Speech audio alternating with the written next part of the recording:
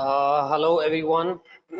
Welcome back. Today is the third day of our practice to pass session.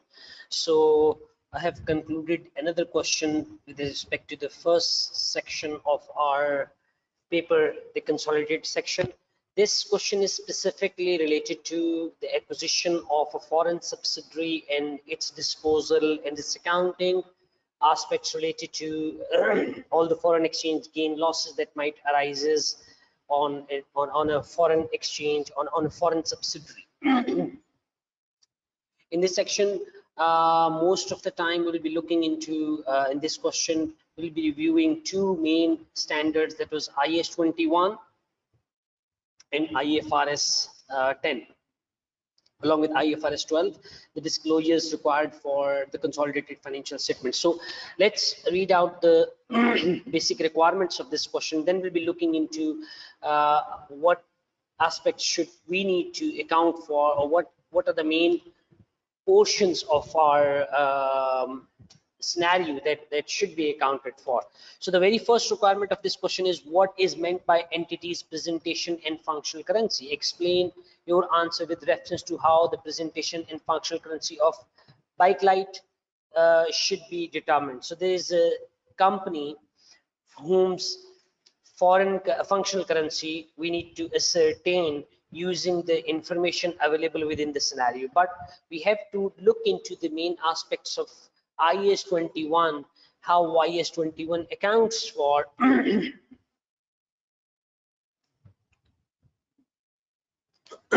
what are the main understanding, or what are the main criteria provided by IAS 21 with respect to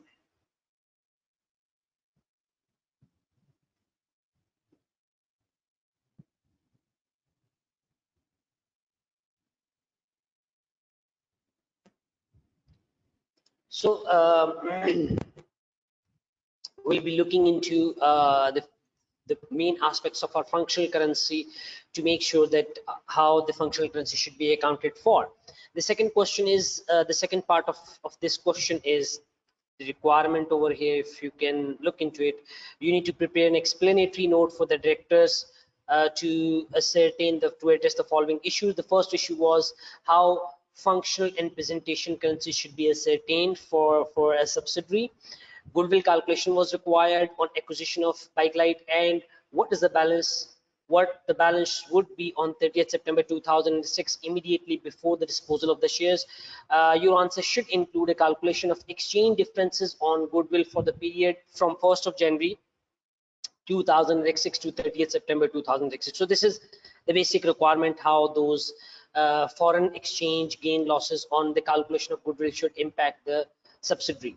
Then an explanation of your calculation of goodwill, how the goodwill have been calculated in above these two sections, in this section, and how you're going to account for that goodwill within the consolidated financial statement.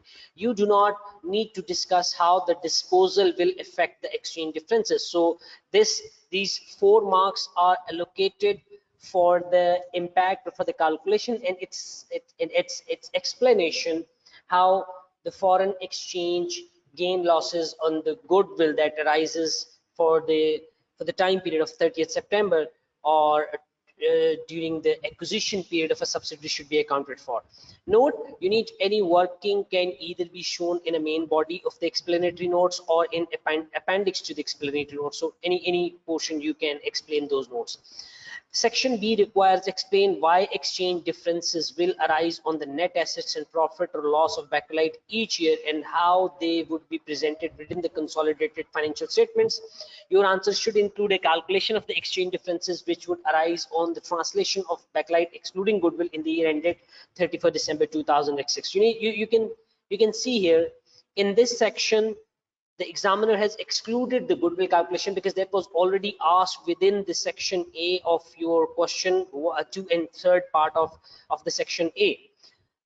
This third requirement is calculate the group profit or loss on disposal of Bakelite. What was the gain or loss that should be arises on disposal of that company, and briefly explain how Bakelite should be treated and presented in consolidated financial statements of Carbise for the year ended 31st December. So they are basically all these requirements are related to the foreign exchange gain losses that might arises on a foreign subsidiary. So in this section we will be accounting for. Let's move back to the scenario that we'll be looking into it.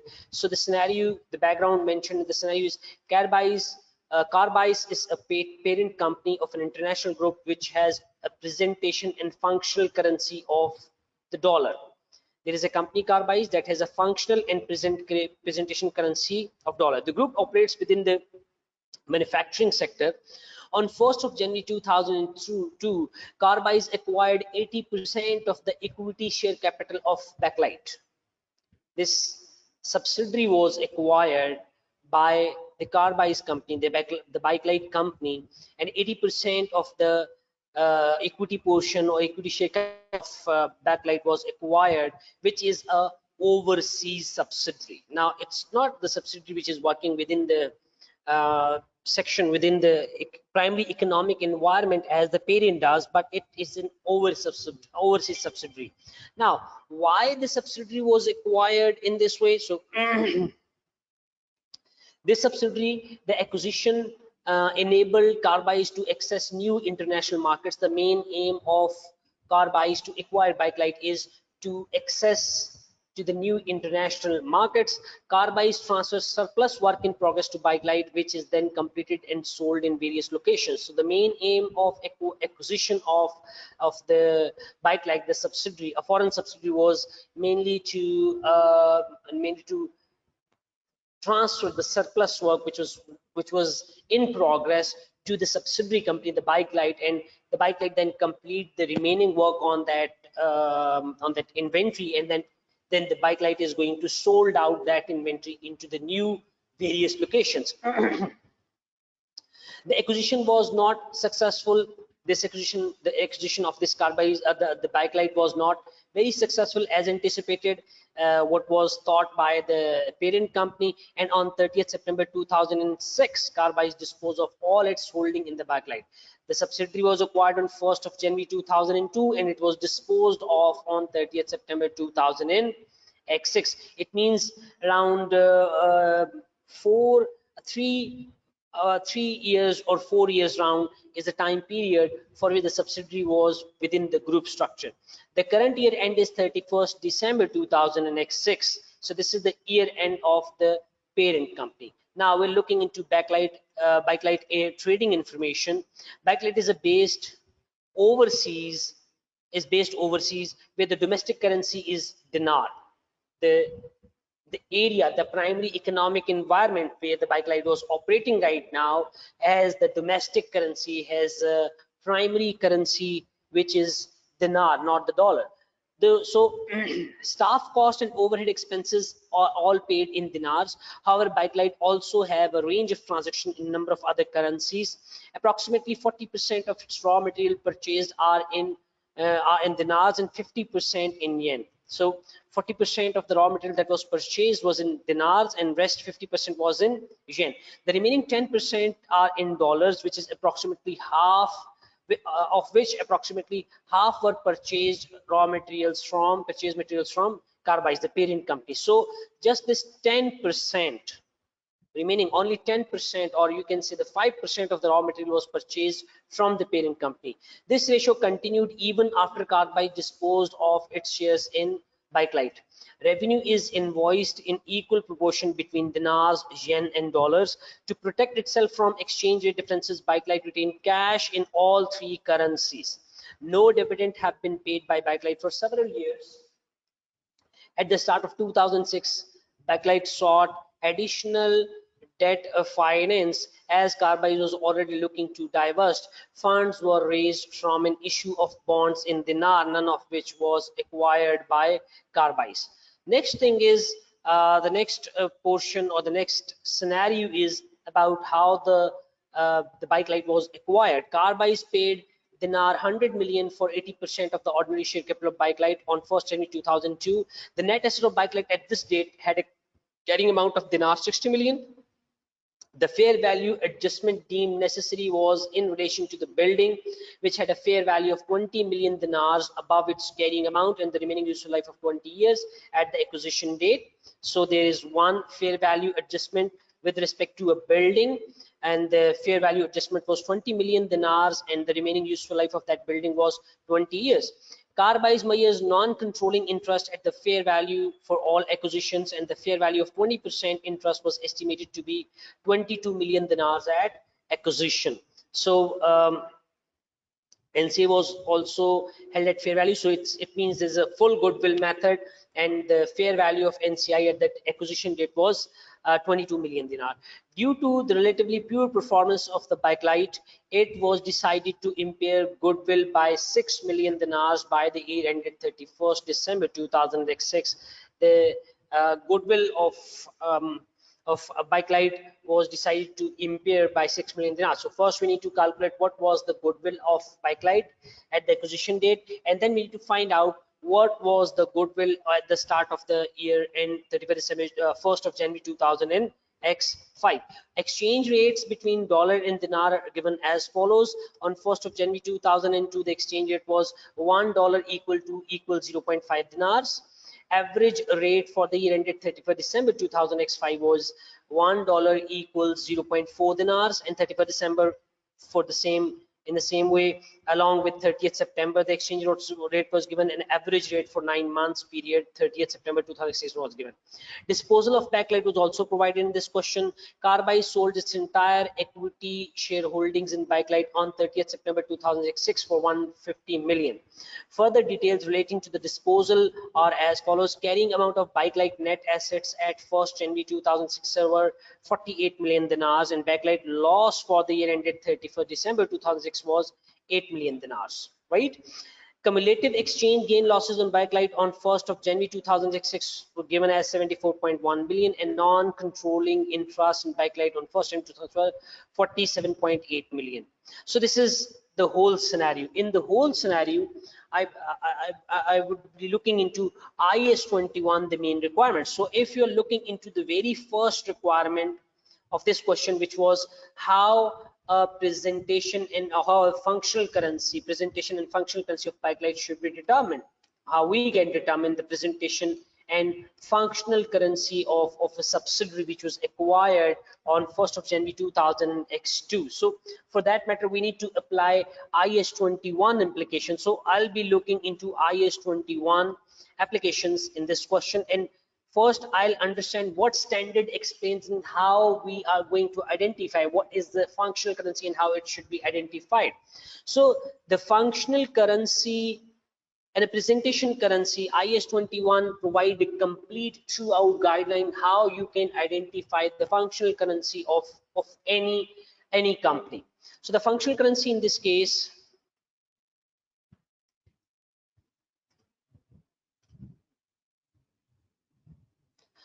am I not audible?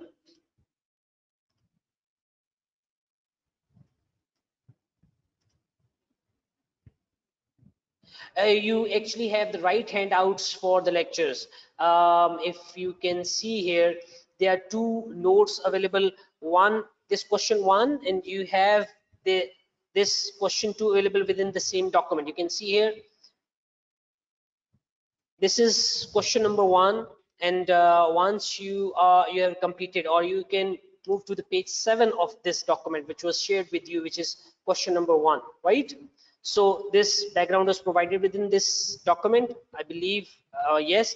And the second one was we were discussing yesterday about the accounting implications or impact of COVID-19 on accounting. So I have downloaded a document and I have reviewed it. There are a lot many items those are mentioned within this document, and this document is specific to the Pakistan jurisdiction, but I'm quite hopeful that only one item, that was a financial reporting relaxation allowed by the Securities Exchange Commission of Pakistan, was the only differentiation. For the rest of the individuals who are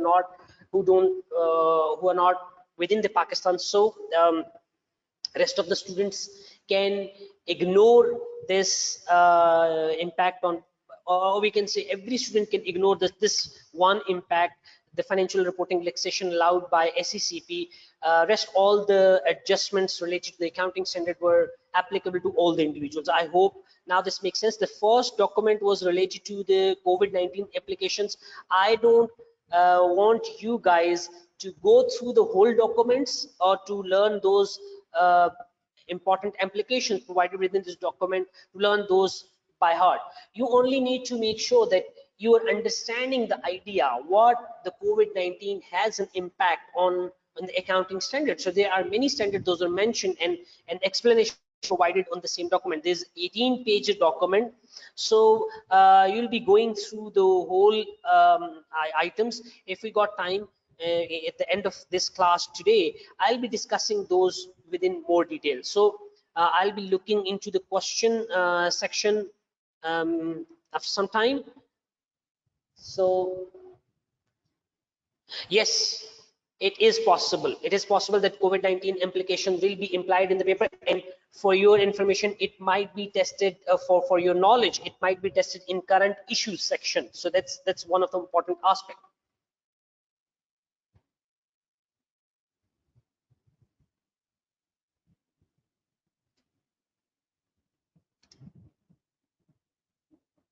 Okay, I hope this is now handouts and all those sections are pretty much clear. And there is one more question: if there are multiple subsidiaries, more than one subsidiary, and including one foreign subsidiary, how we are going to account it for? I'll be going to explain it, how we are looking into the multiple subsidiaries having one overseas subsidiaries and how we're going to consolidate it. I'm going to explain this one within this same section. So first thing comes first, we need to look into the functional currency. So what is functional currency? IAS 21 explains the functional currency of any company can be considered to be as the primary economic environment currency for the entity, right? Most importantly, this, while identifying a functional currency, identify the primary economic environment for the entity, and the currency of primary economic environment is the functional currency of that company. Now there comes another issue. If there is a local company which is working in just only one jurisdiction, so company is not supposed to make its sales in different currencies, and company is not required to get services and items, raw materials in different currencies. The company is using the same primary economic environment currency to purchase its raw material, and it's paying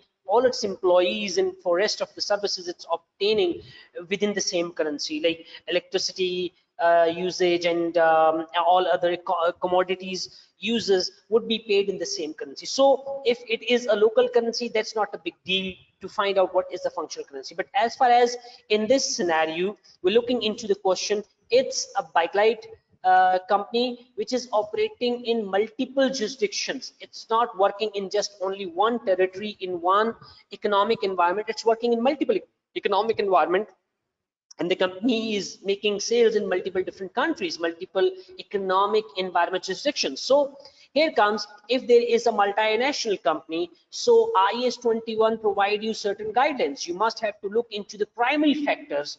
What are those primary factors? Based on those primary factors, you can identify what is the functional currency of the company. So it's very important to identify what is the functional currency. So any transaction once was done by the company should be translated into functional currency, and then it can only be recorded into books of accounts. Before translation, it can never be recorded. So we're looking into the primary factor. The first primary factor is currency in which the entity decide selling price of its products. What is the main currency in which the company itself decided what is the selling price of its products for selling those products across the globe or across all the economic environments within which the company is going to operate, right? Second criteria was mentioned as, if you are not able to identify, or if you're not able to find out what was the selling price for your products and in which currency you are deciding the selling price of your products, then you will be you will be identifying the selling price of your products based on the competitor forces, the competitors who are making the selling price. So in most of the cases, company might not be able to ascertain its own selling price because the company don't have a hold in the market. It has not much good reputation within the market. So it is possible that company is going to set its prices based on the prices made by the competitors, right? So in this case, if the company is not able to decide what is the selling price of its products in any of the currency, while company is deciding its selling prices for different jurisdictions, for different primary economic environments, based on the selling price of its main competitors within that economic environment. So the selling price, so the functional currency of the company would be based on the currency in which the entity is forced to decide its selling prices of its products by competitive forces. If you are not able to find out what is the currency of competitive forces in which the competitive forces are assigning a price to their products, then there is a third primary factor you need to identify, which was currency in which entity paid its cost, including its main cost, its direct cost most of the time, which is labor cost, material cost, and other costs incurred in providing goods and services. Right? So these are the three primary factors you need to identify. And we're going to apply all of these primary factors to our scenario and to ensure or to make sure that whether these primary factors are applicable to this scenario or not.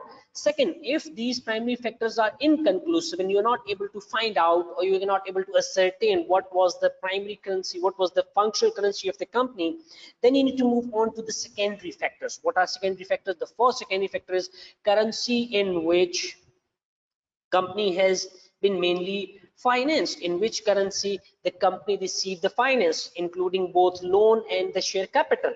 Right? These are the two sources of finance for the company. Second secondary factor is currency if you're not able to identify. For example, company has obtained loan, and company has obtained, suppose, 3 loans. One is in dollars, one is in yen, and other loan is in dinars. So we cannot identify which one is the most important factor in which the company has actually get the finance. The next secondary factor is currency in which the entity retains its recipients from the operations. Right? So these are the two secondary factors that we need to identify, and if we are not able to identify, like in case of backlight, we might not be able to explicitly ensure ourselves that this is the primary or a secondary factor that was 100% fulfilled by the backlight to make us conclude that this is the primary currency of the company. Then in that case, you need to make sure majority of these factors should be satisfied for one of the single currency, and you are going to consider that specific currency as the functional currency of that company. Before moving on, I would say, so this is role of functional currency, we'll be looking into role of functional currency in later stages. We need to find out if the functional currency was identified.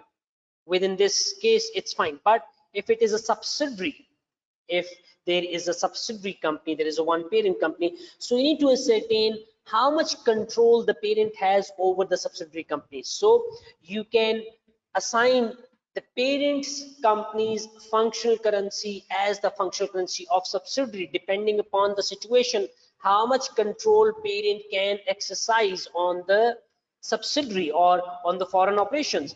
If the foreign operations are not autonomous in nature, they don't have the autonomy in it, and they were not able, the foreign operation, or in this case the backlight, is not able to make its own decisions.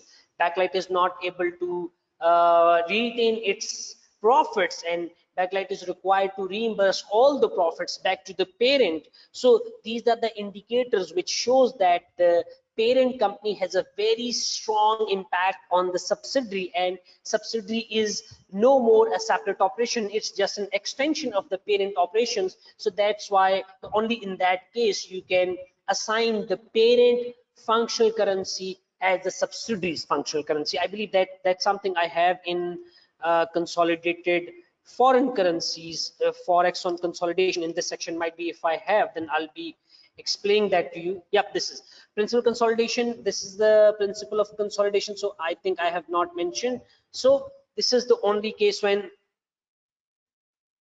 a subsidiary having different functional currency in comparison to the parent, such subsidiary is known as a foreign subsidiary. So if there is a foreign subsidiary, how we're going to account it for? First, I'll be giving you an explanation. You have to consolidate a foreign subsidiary within the group financial statement, how you are going to account for multiple multiple subsidiaries? That would be something I'm going to answer after the end of this question. But right now, we're looking into a subsidiary having different functional currency in comparison to the parent company. Such subsidiary is known as a foreign subsidiary, and we need to make sure how to consolidate it. We are looking into the principles later on. Right now, as we have discussed IAS 21, so we'll be looking into our scenario whether this backlight foreign currency, this backlight, this is the first requirement, whether the backlight functional currency and presentation currency would be the same as its parent's currency or it's something different. So first things come first, whether the Carbise has a strong hold on the subsidiary company. From this scenario, I'm quite sure if you're looking into this trading information, you'll find out that Carbise don't have a strong hold on backlight. So backlight is most of time an autonomous body. So how we can identify? We can say that first we'll be looking into the primary factors of primary factors. Those are impacting the currency of backlight. So if you're saying it that the backlight is an overseas subsidiary which has a domestic currency of dinar, so the primary economic environment currency of backlight, the foreign subsidiary, is dinar. This is the first factor. But important thing is this backlight is not working within that domestic, within that domestic country, within its domestic jurisdiction.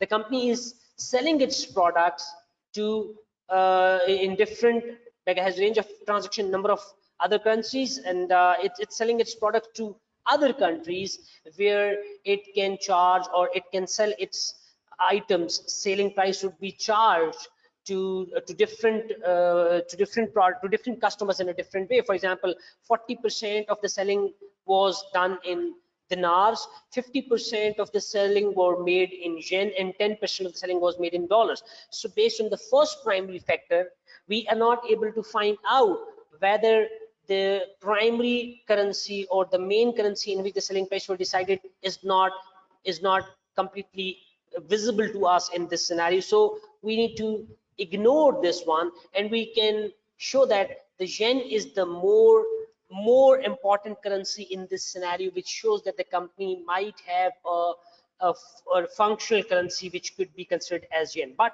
if you're looking into the next aspect, if I'm going to look into the next portion of IAS 21, which was the currency in which entity is forced to decide the selling prices of its product by competitive forces. Do you think anything was mentioned in this scenario? If we can read it once again, if you want to, we can read it once again. There is nothing mentioned that backlight was forced by its competitors to set its selling prices, right? So in this case, this portion we can completely ignore it, that backlight was not forced by any of its competitor, as it is not clear from the scenario that even it was anywhere forced to decide its selling prices based on or forced by the competitors to decide its selling prices. So that's not the case at all in this situation. The third primary factor is currency in which the entity paid its cost, including labor, material, other costs, including in providing the services. So that's something I believe provided within the scenario. The ratio maintained even after Carbise disposed of its shares in backlight. So irrespective whether Carbise hold the company, hold the backlight or not, the backlight has its own decision to charge the selling price to different customers. As you can see here, even after the disposal of this backlight by Carbise, the backlight even has maintained the same ratio of its sales revenue which it was making before the disposal by the Carbise. So revenue is invoiced in equal proportion between dollars, yen, and dinars. To protect itself from foreign exchange rates backlight, I believe there is one more thing. This is the cost that was associated. Staff cost and overhead expenses are all paid in dinars. So you can easily mention that the staff cost was already paid in dinars, while that was raw material which was unfortunately mistakenly liquidated into which is considered to be as the selling price. Selling ratio was this one. The company has made the sales in different currencies in equal proportion before and after the sale by Carby's. So company has paid all the staff cost within dinars.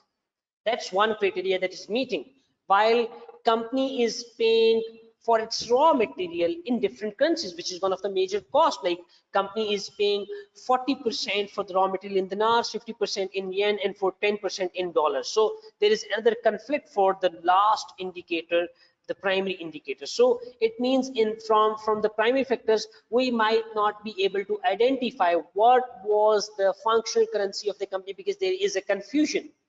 Company is not, we cannot identify what was the main currency in which the company is deciding its selling prices, because company is selling its products in different currencies, like in dinar, yen, and dollars, right? And there is no indication provided within the scenario that company is setting its price in dinars, and then whenever the exchange rate fluctuates, the prices of the products those were sold in dinars and can also fluctuate. If that is the case, then it is pretty much clear that the primary factor of identifying in which currency the company has decided the price of its product is very much clear. But in this situation or a scenario, it's not at all clear what is the main currency in which the company has decided its selling prices. Only information available to us in this scenario is company is selling its products in 3 different currencies in equal proportion, in equal ratio, right? So primary factors are as inconclusive. So we're looking into the secondary factor. The first factor is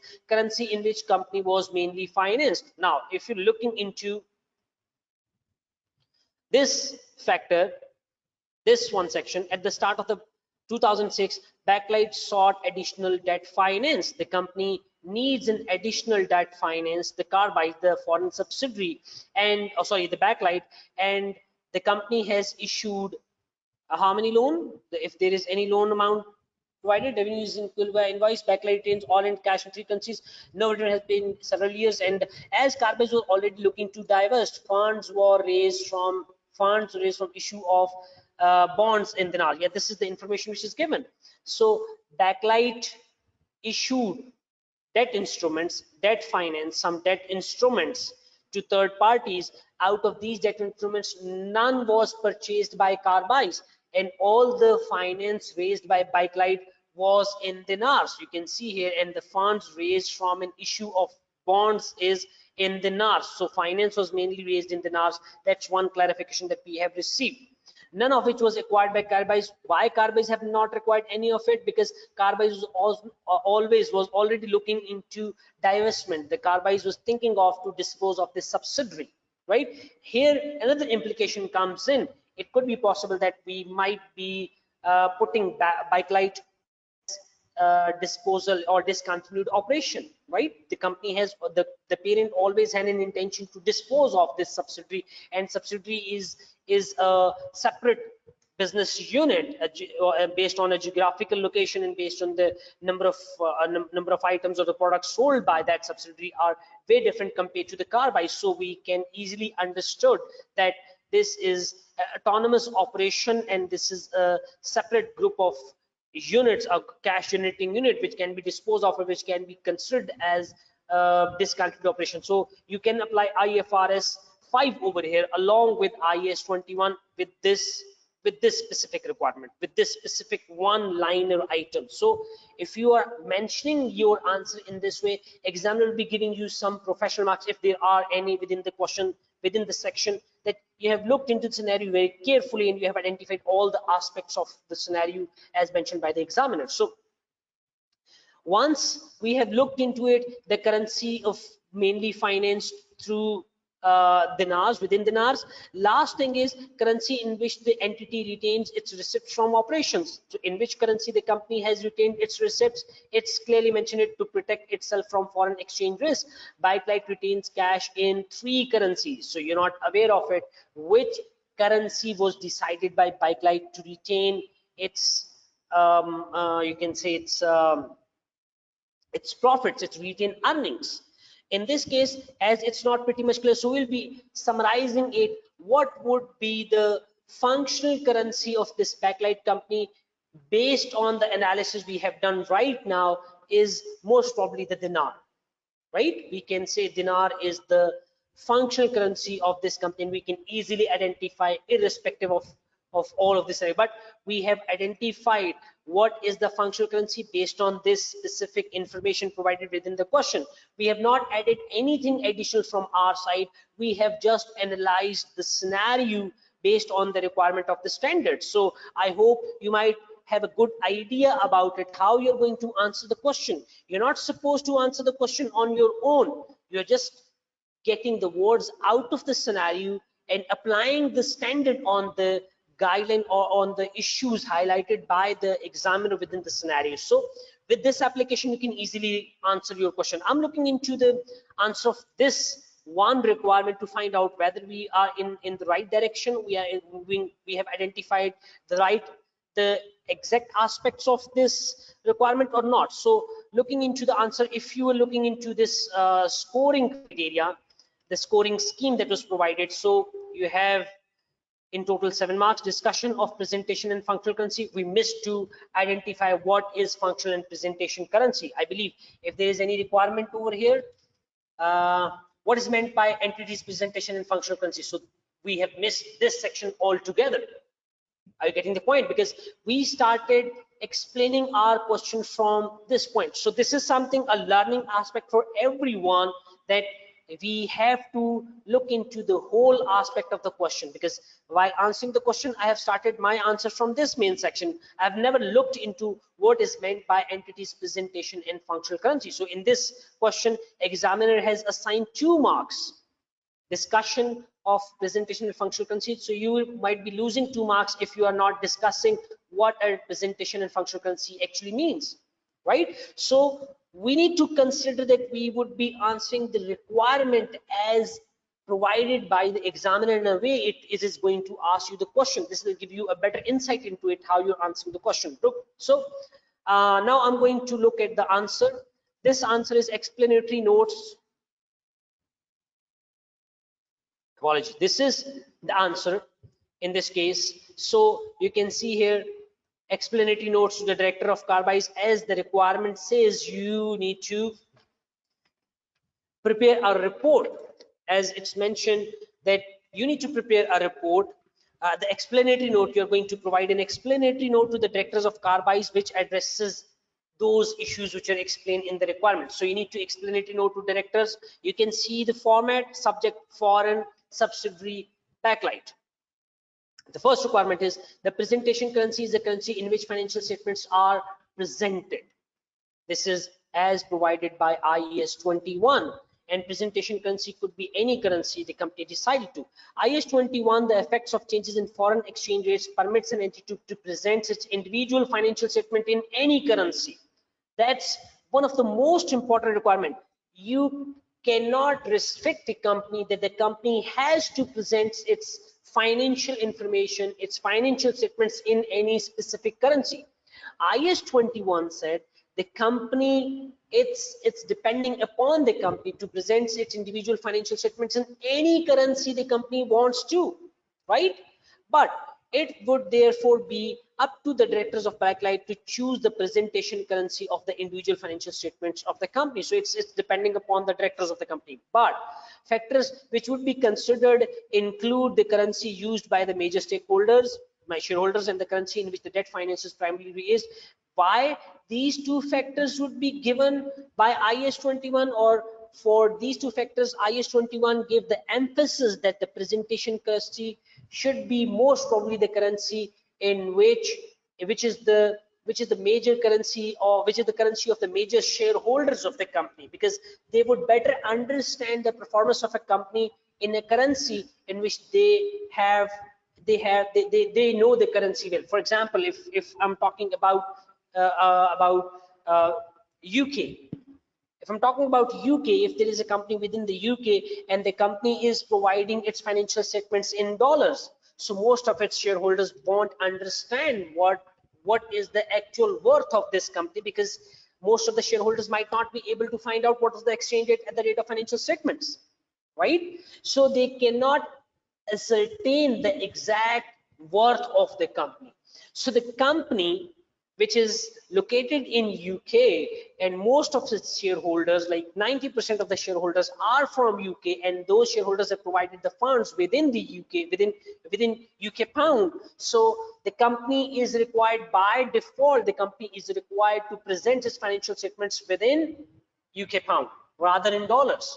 Secondly, the company has raised its debt finance primarily in UK pounds, so company has to present its financial statements in UK pounds so that the debt providers, the loan note providers, the lenders of the finance, the lenders to the company can better understand the situation of the company if it was provided, if it was presented within the pounds.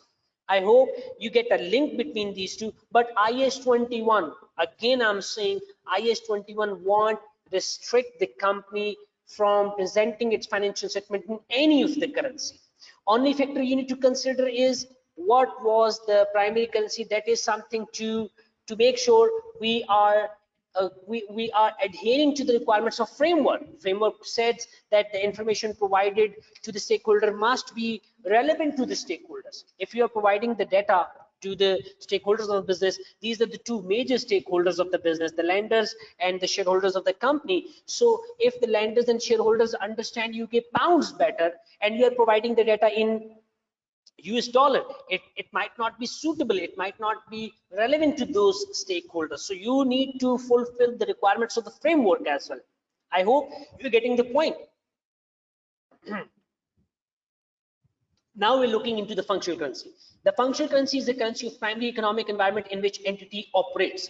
Since transactions are initially recorded in entity's functional currency, the results and the financial position will need to be retranslated where it differs to the presentation currency, right? When determining the presentation and functional currency of backlight, consideration would first be given to whether the functional currency of backlight should be same as Carbise, as Carbise is the parent company, at least whilst under the control of Carbise. At what point of time?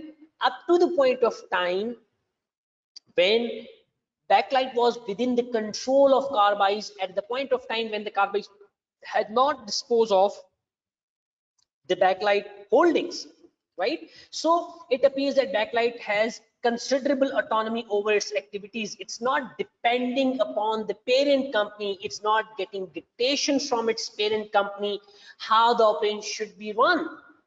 So that simply means that backlight is not bound to use the parent currency as its functional currency or representation currency. Despite being acquired to make more efficient use of surplus inventory of Carbise, purchases from Carbise by the backlight were only 5% of the backlight total purchases, which means backlight has its autonomous operations. It's not depending upon the Carbise to run its operations. So it means backlight is not required to use the same currency as its functional currency, which is used by its parent company. Next thing is revenue is invoiced in a range of currencies, suggesting a geographical diverse range of customers, which although this allows Carbise access to the new international markets, it is unlikely to be classified as an extension of the parent operations. The volume of transaction involved between Carbise and backlight would seem to be far too low to come to this conclusion. This whole paragraph up to this point only explain that backlight is autonomous in its operation and it's not depending upon the parent to run its operations, and it's not getting dictation from its parent to run its day-to-day operations. Backlight also appears free to retain cash in range of currencies and is not obliged to remit the cash to the Carbise in the form of dividends, as the backlight has not paid any dividend in last few years. I'm not sure how many years were there. In last, I believe 2 years. Backlight, no dividend had paid by backlight for several years, not specific years were mentioned. Nor does backlight appear to be dependent on financing from Carbise. How you know that backlight is not depending upon the financing from the parent company? Because the backlight has issued some debt instrument, and none of the debt instrument were purchased by the parent company, because the parent company is already in a process of disposing of its investment, its holding within the subsidiary company, the backlight company. Then in choosing its functional currency, backlight should consider the following primary factors. And one more thing I recommend everyone, this is a sample answer. This is just a sample answer. The examiner is going to give you as much detail as he can provide within the scenario. So if you are providing like 70 to 80% of the information provided in the scenario, you're perfectly fine. You have answered way well. So I won't recommend you or any one of you, if he or she is worried about whether I'm supposed to answer that much detail. So it's not required. You only need to make sure you are considering the bullet points here which were mentioned. Like if this whole detail was not mentioned, no doubt if you provide, it's a very good answer.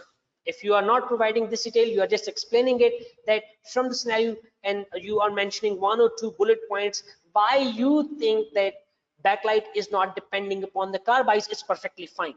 As far as you are considering one or two main issues and just in one line or two line you're explaining it, that this is not the case for the solution, or for the understanding that carbide or backlight is an independent unit and it's not depending upon the parent for any of its operations.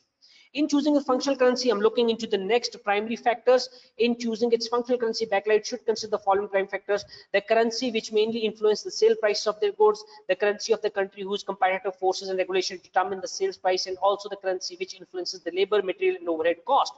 The key determinant here is the currency which the majority of the transactions are settled in. Backlight invoices and it's invoiced in a large range of currencies, so it would not be immediately clear as to what appropriate functional currency was, what is the appropriate currency, nor is there detail about whether there is a currency in which competitive forces and regulators could be important. We do not know, for example, what currency backlight's major competitor invoice in. That's something we have already discussed within when we're looking into the other aspects. Secondary factors, including the currency in which the financing activities are obtained and the currency in which receipts from the operation activities are retained, can help guide the entities where is not immediately clear. This is also not immediately clear in which currency company has retained its cash from the operations, or in which currency the company has mainly obtained the finances. In relation to backlight, a significant volume of their sales are invoiced in dinars and a majority of their expenses too.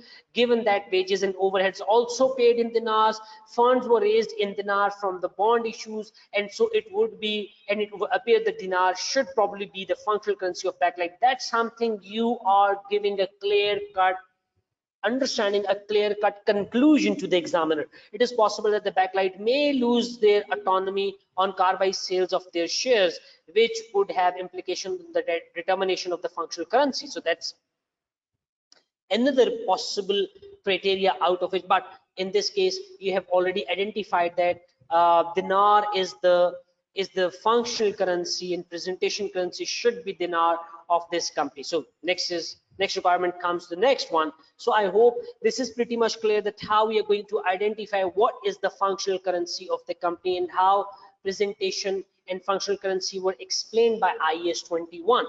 The next question is, you need to calculate the goodwill on the acquisition of backlight and what the balance would be at 30th September 2006, immediately before the disposal of the shares. Your answer should include the calculation. So before moving into the calculation, I will be explaining how you can account for the multiple subsidiaries when you are looking into your answer. So here comes consolidated statement of financial position. I'm just going through the consolidated financial statement very quickly. I'll be looking into any questions if there are any. Then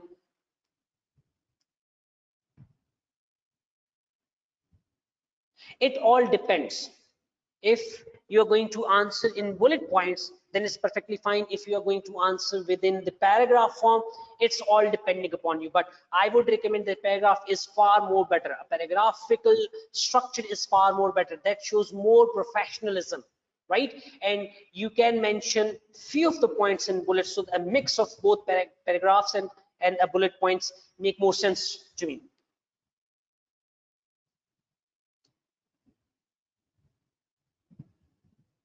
No, not 35% of the suggested solution. I believe 35% is way a smaller solution, right?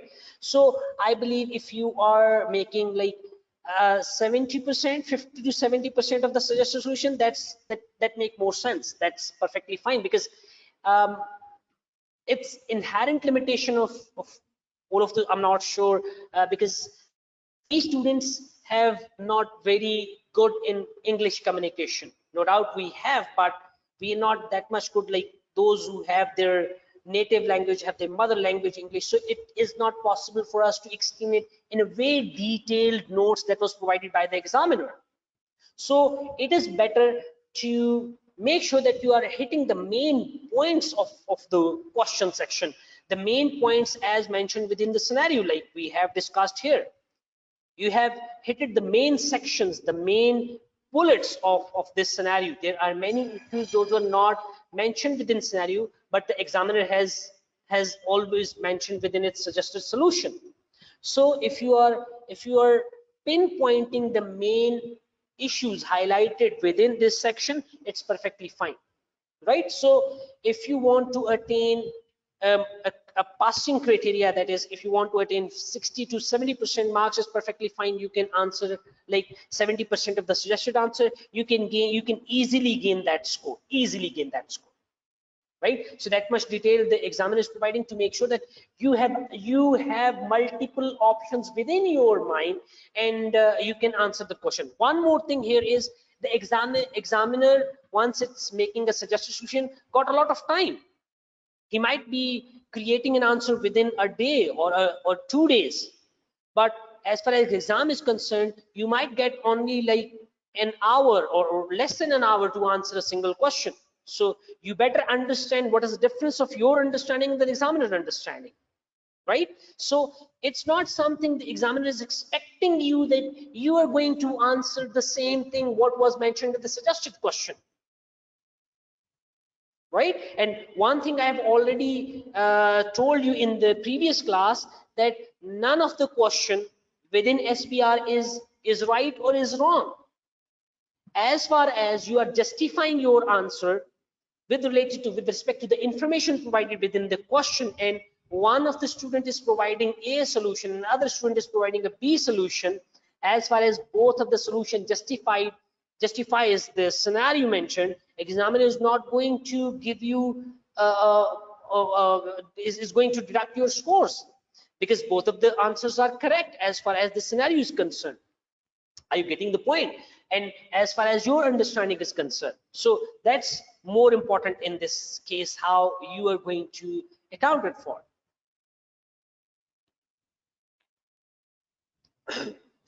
If there is any other question. Grammatical mistakes, most probably I would say yes, but not 100%. Yes, grammatical mistake has a negative impact, because examiner might not understand what you want to say, but it's not the case that this actually contributes to your failure. A slight grammatical mistakes is okay, but if you are making a lot of grammatical mistakes that don't give an understanding to the examiner what you are trying to say, then yes, that gives you some negative marks.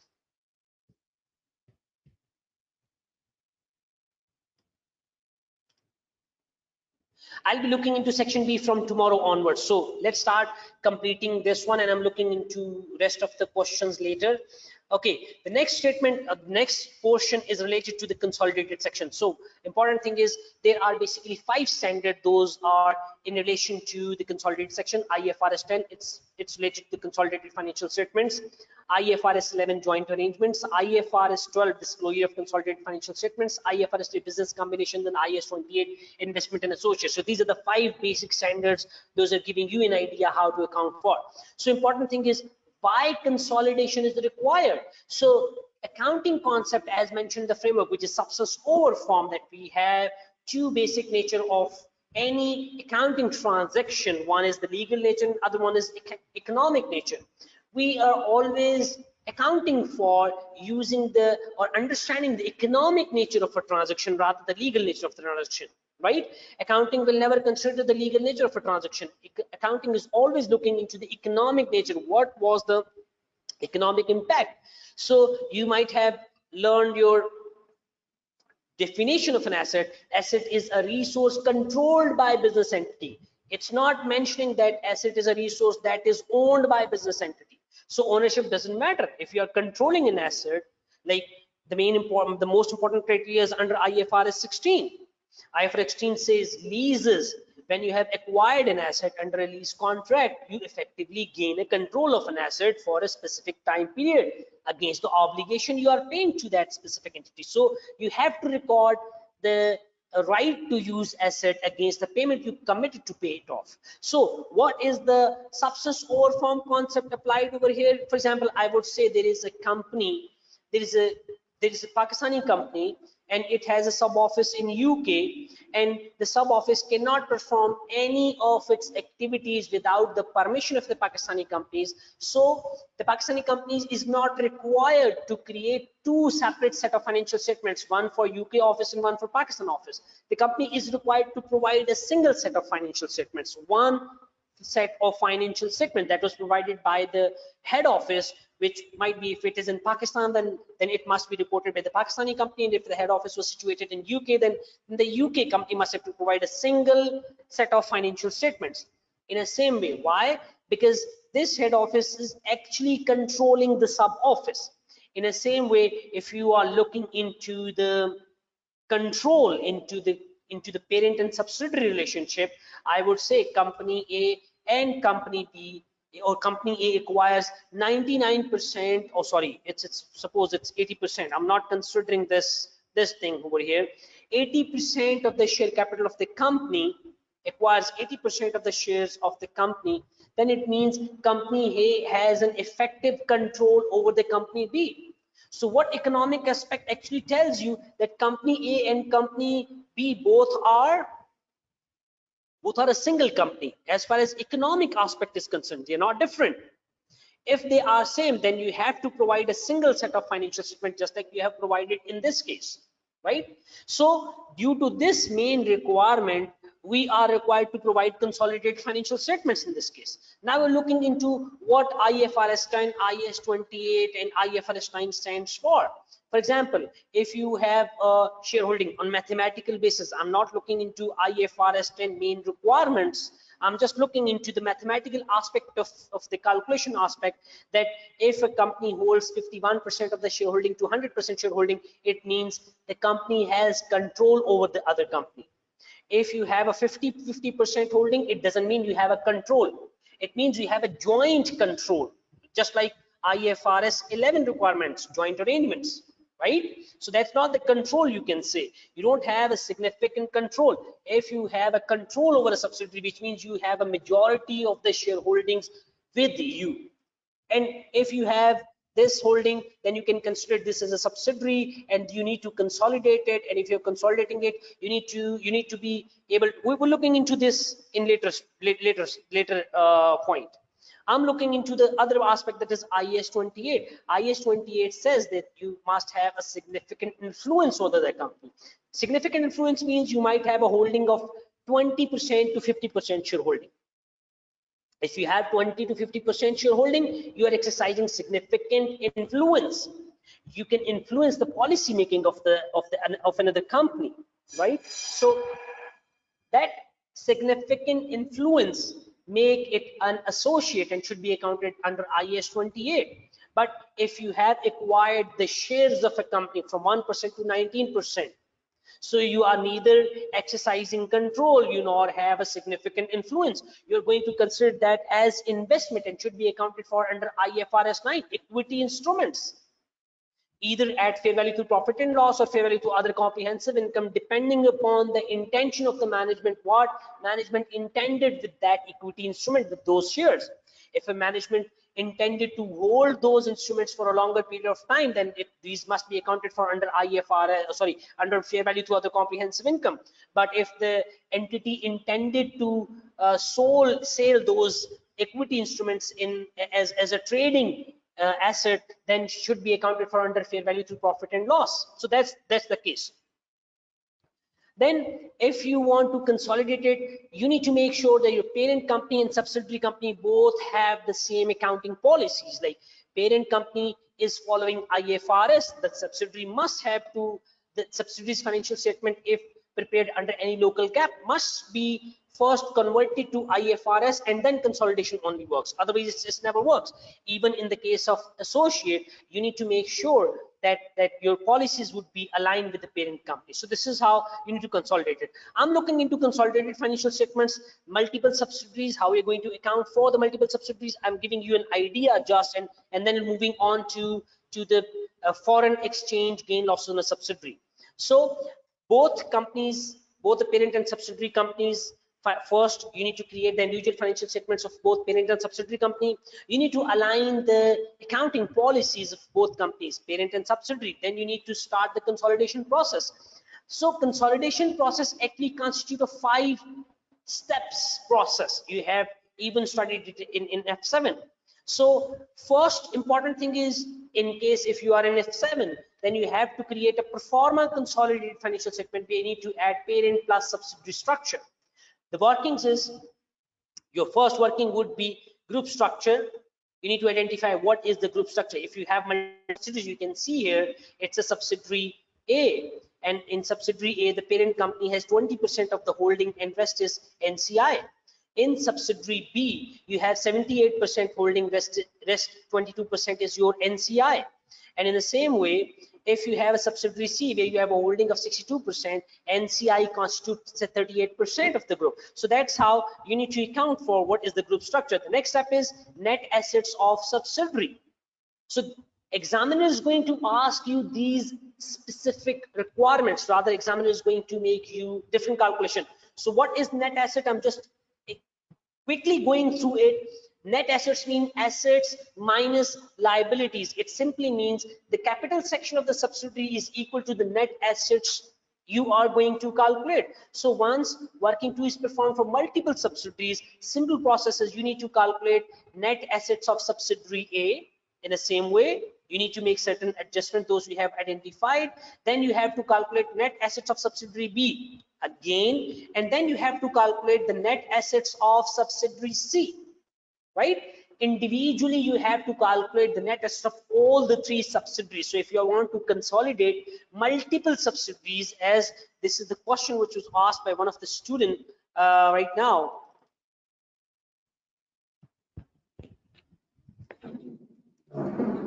If still my microphone is breaking up, I hope everyone is okay with the voice. It might be possible that any one of you have an issue with the internet. Okay, it's fine. Thanks, thank you so very much. So one of the student has mentioned that the voice was breaking up. So if it's breaking up, then there must be an internet issue with you. I have already checked it out. So if there is a problem, then do let me know. I'll be looking into the question section off and on. So if comes up, then I'll be explaining. Thank you so very much. So the next section, I'm looking into it. One thing, we have identified the net assets of subsidiaries side by side. So the next thing that comes in is the third step, or working 3, which is related to the goodwill of subsidiary. How you're going to calculate goodwill of subsidiary? What we are going to perform right now within the question we have.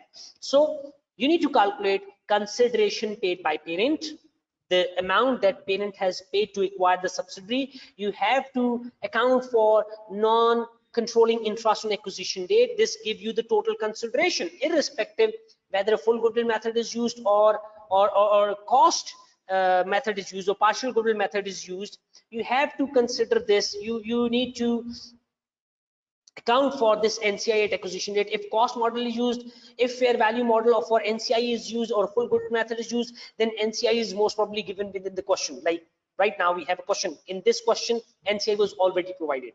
If a cost model is used and fair value of NCI was not provided, we have to take the net assets of subsidiary at acquisition date, multiply by the NCI percentage to find out what is the NCI percentage or what is the value of NCI, right? So this gives you the total consideration, and you have to deduct net assets of subsidiary you have calculated at acquisition date, which comes from this working number 2, and this is the data. Once you have deducted it, you will find out goodwill at acquisition date. So this goodwill, any impairment within the goodwill should be deducted in this case, and the rest of the goodwill at reporting date should be the data, you'll be getting it up here, right? Next thing is you have to perform this step for subsidiary B, and you have to perform this step for subsidiary C to find out the goodwill of subsidiary B and subsidiary C. So you have found out goodwills of subsidiary A, subsidiary B, and subsidiary C in separate calculation. So it's not a difficult, one. The only thing you need to consider is you are making the calculation one by one for each and every subsidiary. Same calculation must be repeated for NCI section once you move to the working number 4, NCI. So NCI of subsidiary 8 acquisition date, and this must be the same as reported in working 3. If you can see, I have already assigned it, I have already linked it. So this is the NCI at acquisition date. You can see this was linked from this to make sure that we are using the same value of NCI that was an acquisition date. Then post acquisition reserve multiplied by NCI percentage. You can see this post acquisition reserve was provided in working 2. This column 3 is post acquisition reserves of the subsidiary. It means any reserves that was created by the subsidiary after acquisition period multiplied by the NCI percentage which was provided in working number 1, and I have referred in this scenario, this working 2 multiplied by working 1. Impairment of goodwill. This impairment of goodwill should only be charged if fair value or market value of NCI is used. In this working number 3, if fair value or market value of NCI is used, then impairment that was recorded here multiplied by NCI percentage should only be concluded here. But you don't need to perform this step if partial goodwill method is used. It means you are not assigning a fair value to NCI. So this step should not be performed, right? And NCI you can come up with NCI at reporting date, this data. So NCI for subsidiary 1, subsidiary A, for subsidiary B, and for subsidiary C should be accounted for in the same way, just like the goodwill we have calculated. So these 3 steps should be performed one by one for each and every subsidiary, up to 100 subsidiaries if you have. There is one question, if you have like how many subsidiaries? Someone told me that there are 20 subsidiaries. So you have to perform these steps for each and every subsidiary, irrespective you have 100 subsidiaries. Next step is the group retained earning. So this group retained earning is a single working for all these subsidiaries. Group retained earning includes retained earning of parent on reporting date. You have to add post acquisition retained earning, which was provided in working number 2. Right now we have looked into it, multiply by working 1. Then post acquisition of subsidiary B, then post acquisition of subsidiary C, and then any impairment of subsidiary A, impairment of goodwill of subsidiary A, impairment of goodwill of subsidiary B, and impairment of goodwill of subsidiary C. You need to make sure you only need to consider parent percentage, impairment of parent percentage, if fair value of NCI was used. If partial goodwill is used, then you're not supposed to apply this parent percentage because you have not assigned any goodwill to NCI. So any impairment to the goodwill should be assigned to parent because the goodwill is purely related to the parent if partial goodwill method is used, right? So that's how you need to calculate group retained earning, and then group revaluation reserves should also be concluded in the same way for subsidiary A, B, and C. Now your question would be how we are going to account for this goodwill. So when you are adding up assets, parent plus subsidiary plus subsidiary plus subsidiary, subsidiary A, subsidiary B, and subsidiary C, when you are looking into the goodwill, this goodwill should be added up. All the 3 subsidiaries goodwill should be added up in one line item in your balance sheet to show it up in the same way as you have calculated NCI. So NCI should be added up for all the subsidiaries within the working number 4 you have performed, right? So I hope it's pretty much clear for everyone that how the subsidiary should be accounted for within the consolidated financial statements, and how multiple subsidiaries should be accounted for. Now, if you have a foreign subsidiary, what you're going to do with this foreign subsidiary? I'm going just showing you the working. You need to make sure whatever is the foreign subsidiary, you need to perform some additional workings just underneath this working. For example, if net assets, you need to perform few additional workings underneath this subsidiary A. If it's subsidiary B, then you need to perform some additional workings underneath this section. So I'll be moving to that forex on consolidation section. So this is forex on consolidation section. So you have performed working number 2. So this is something I have taken the same data from the previous example. Suppose subsidiary A is a foreign subsidiary. It's the same case. If you can look into it, it's the same idea. This is techno financial position. This is net asset of subsidiary A, and subsidiary A is a foreign subsidiary. So we're looking into subsidiary A is a foreign subsidiary.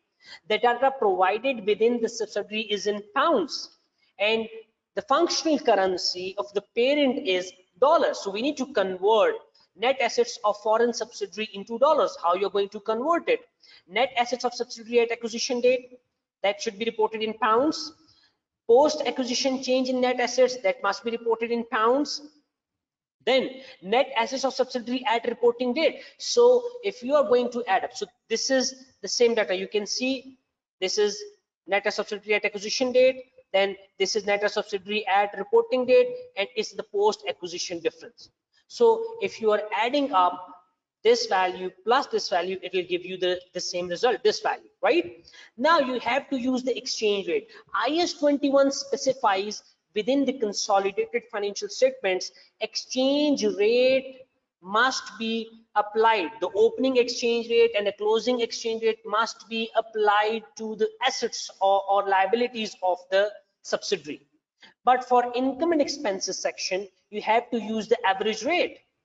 You have to use the spot rate. These are the two requirements.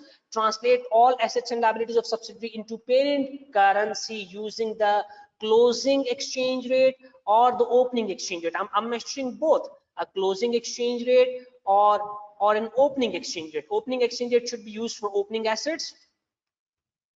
Opening exchange rate, which should be denoted as OER, opening rate, and all the income and expenses of the subsidiary should be accounted for using the average exchange rate. So just giving you an idea, these are the opening net assets of subsidiary. Net assets means the assets of subsidiary minus liabilities of the subsidiary. So you are going to apply the opening exchange rate or the spot rate. Spot rate includes the spot rate means the exchange rate on a specific date. Average rate means it's an average of certain time period. So if you are translating opening value of an asset, then you have to use the exchange rate of acquisition date. In the same way, if you are using the net asset subsidiary date closing date, you need to use the closing exchange rate. Then for this post acquisition is actually the change in net assets, as net asset is the capital section of the subsidiary. As we mentioned earlier, net assets is equal to the capital. So there is only one change made to the capital is because of the income or expense. Everyone know that capital structure of the company changes because of the profit made during the year due to the total comprehensive income done by during the year. So there could be change in share capital and share premium. As you have seen, I have mentioned it's zero. There is no change in share capital and share premium.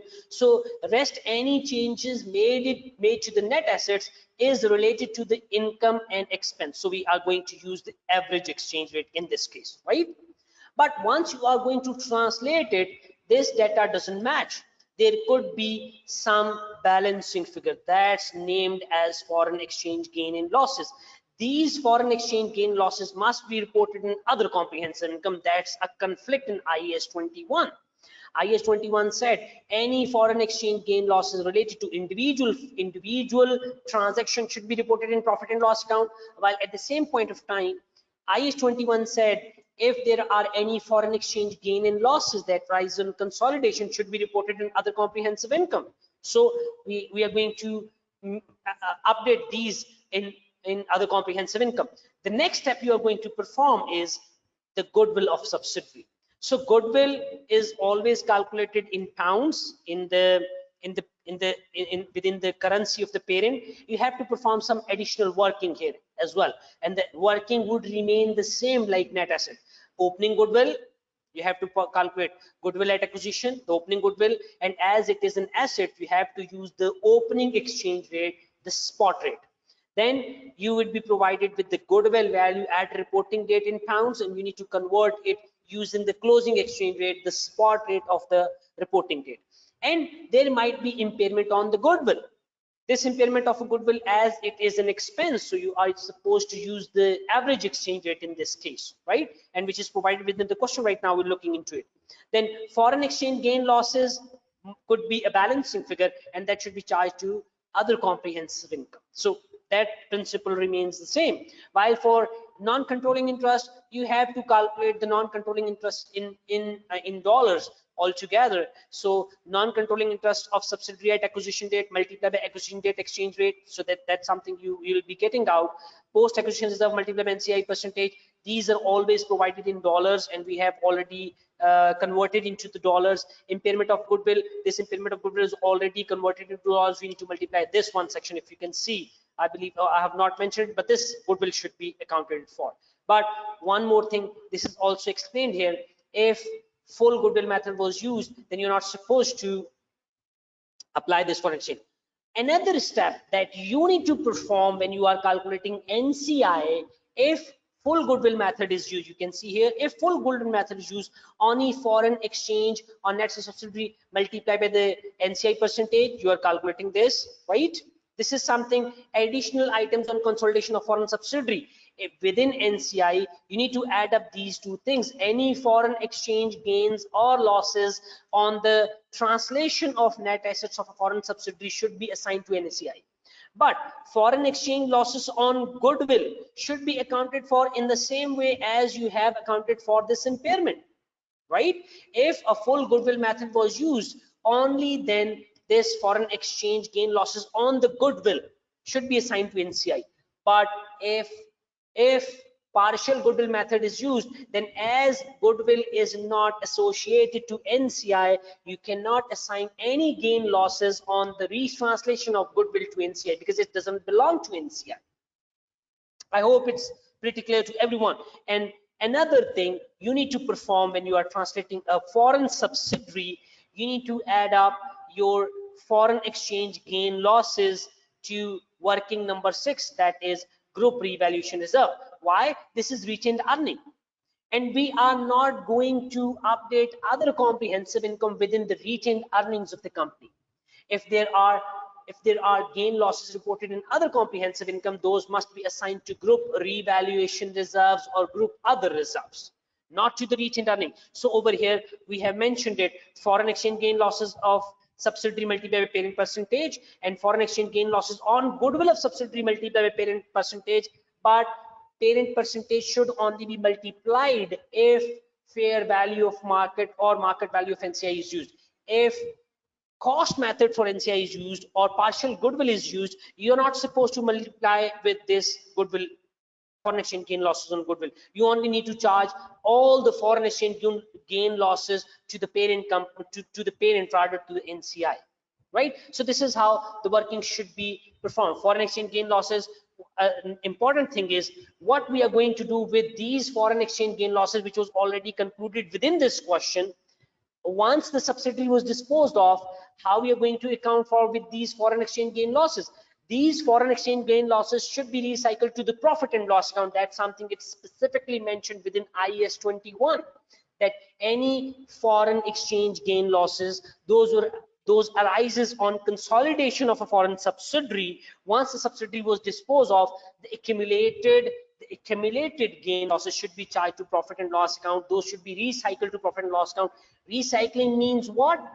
Those revalues, those foreign exchange gain losses should not directly move from other components of equity to the retained earning, but those first should be charged to profit and loss account as either income or expense.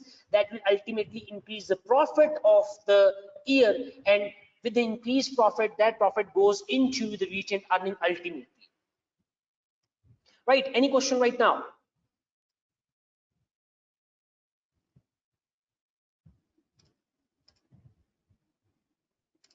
Yes, it should, for goodwill, foreign exchange losses should be reported in recognized in other comprehensive incomes.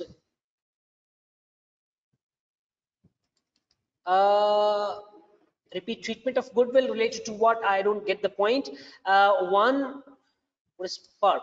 Okay, I'll be looking into the PERP, but at the end of this session, we need to complete the question. Right now, I'm just asking, looking into. If you have any question, once we are done with this question, do let me know. I'll be giving you an understanding what PERP actually means. Why we use full goodwill or partial goodwill? Any logic? Okay, that's a very good question. Anyone else have concern about why we are using full goodwill method or partial goodwill method? Full goodwill is used when you have the fair value of NCI is available, and it should be used in priority. If you have fair value of NCI available with you, IFRS 10 said it must be used in preference, because this gives you the real picture of the company, what the market participants is considering about the company. Are you getting the point? But in most of the cases, fair value of NCI is not available, or we can say in few of the cases, we might not have NCI fair value available. So how we can find it out? But we have to consolidate it. So in that situation, IFRS 10 allows you to use a partial goodwill method, because as we are not able to identify the fair value of the NCI, hence we are assigning the cost of NCI as the NCI. So in that case, we have not assigned any goodwill to the NCI, right? So in that case, we are using the partial goodwill method, but that is our limitation. That's not something IFRS 10 explicitly allows. IFRS 10 always recommend use the full goodwill method. You are always required to use the full goodwill method. That is, you have to have tried your best to find out the fair value of NCI. If it's not possible to find out the fair value of NCI, only then as a option for you to consolidate the financial statement, IFRS 10 allows you to use the cost of NCI rather using the fair value of NCI. I hope it answers your question.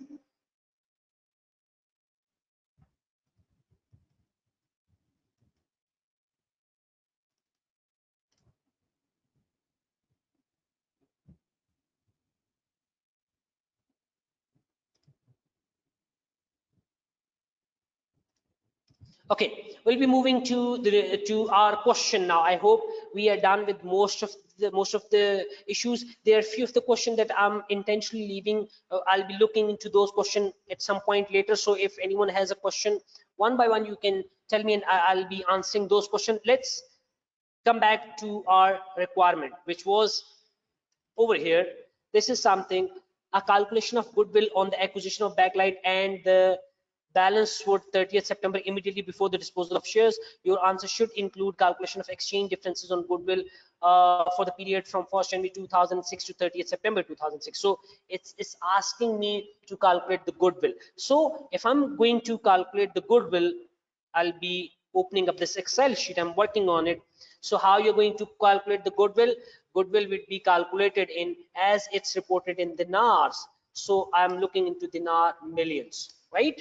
So goodwill, whenever you're going to calculate the goodwill, we need to make sure that how we're going to consider consideration, how we're going to start it, consideration paid by parent. And what is the parent company?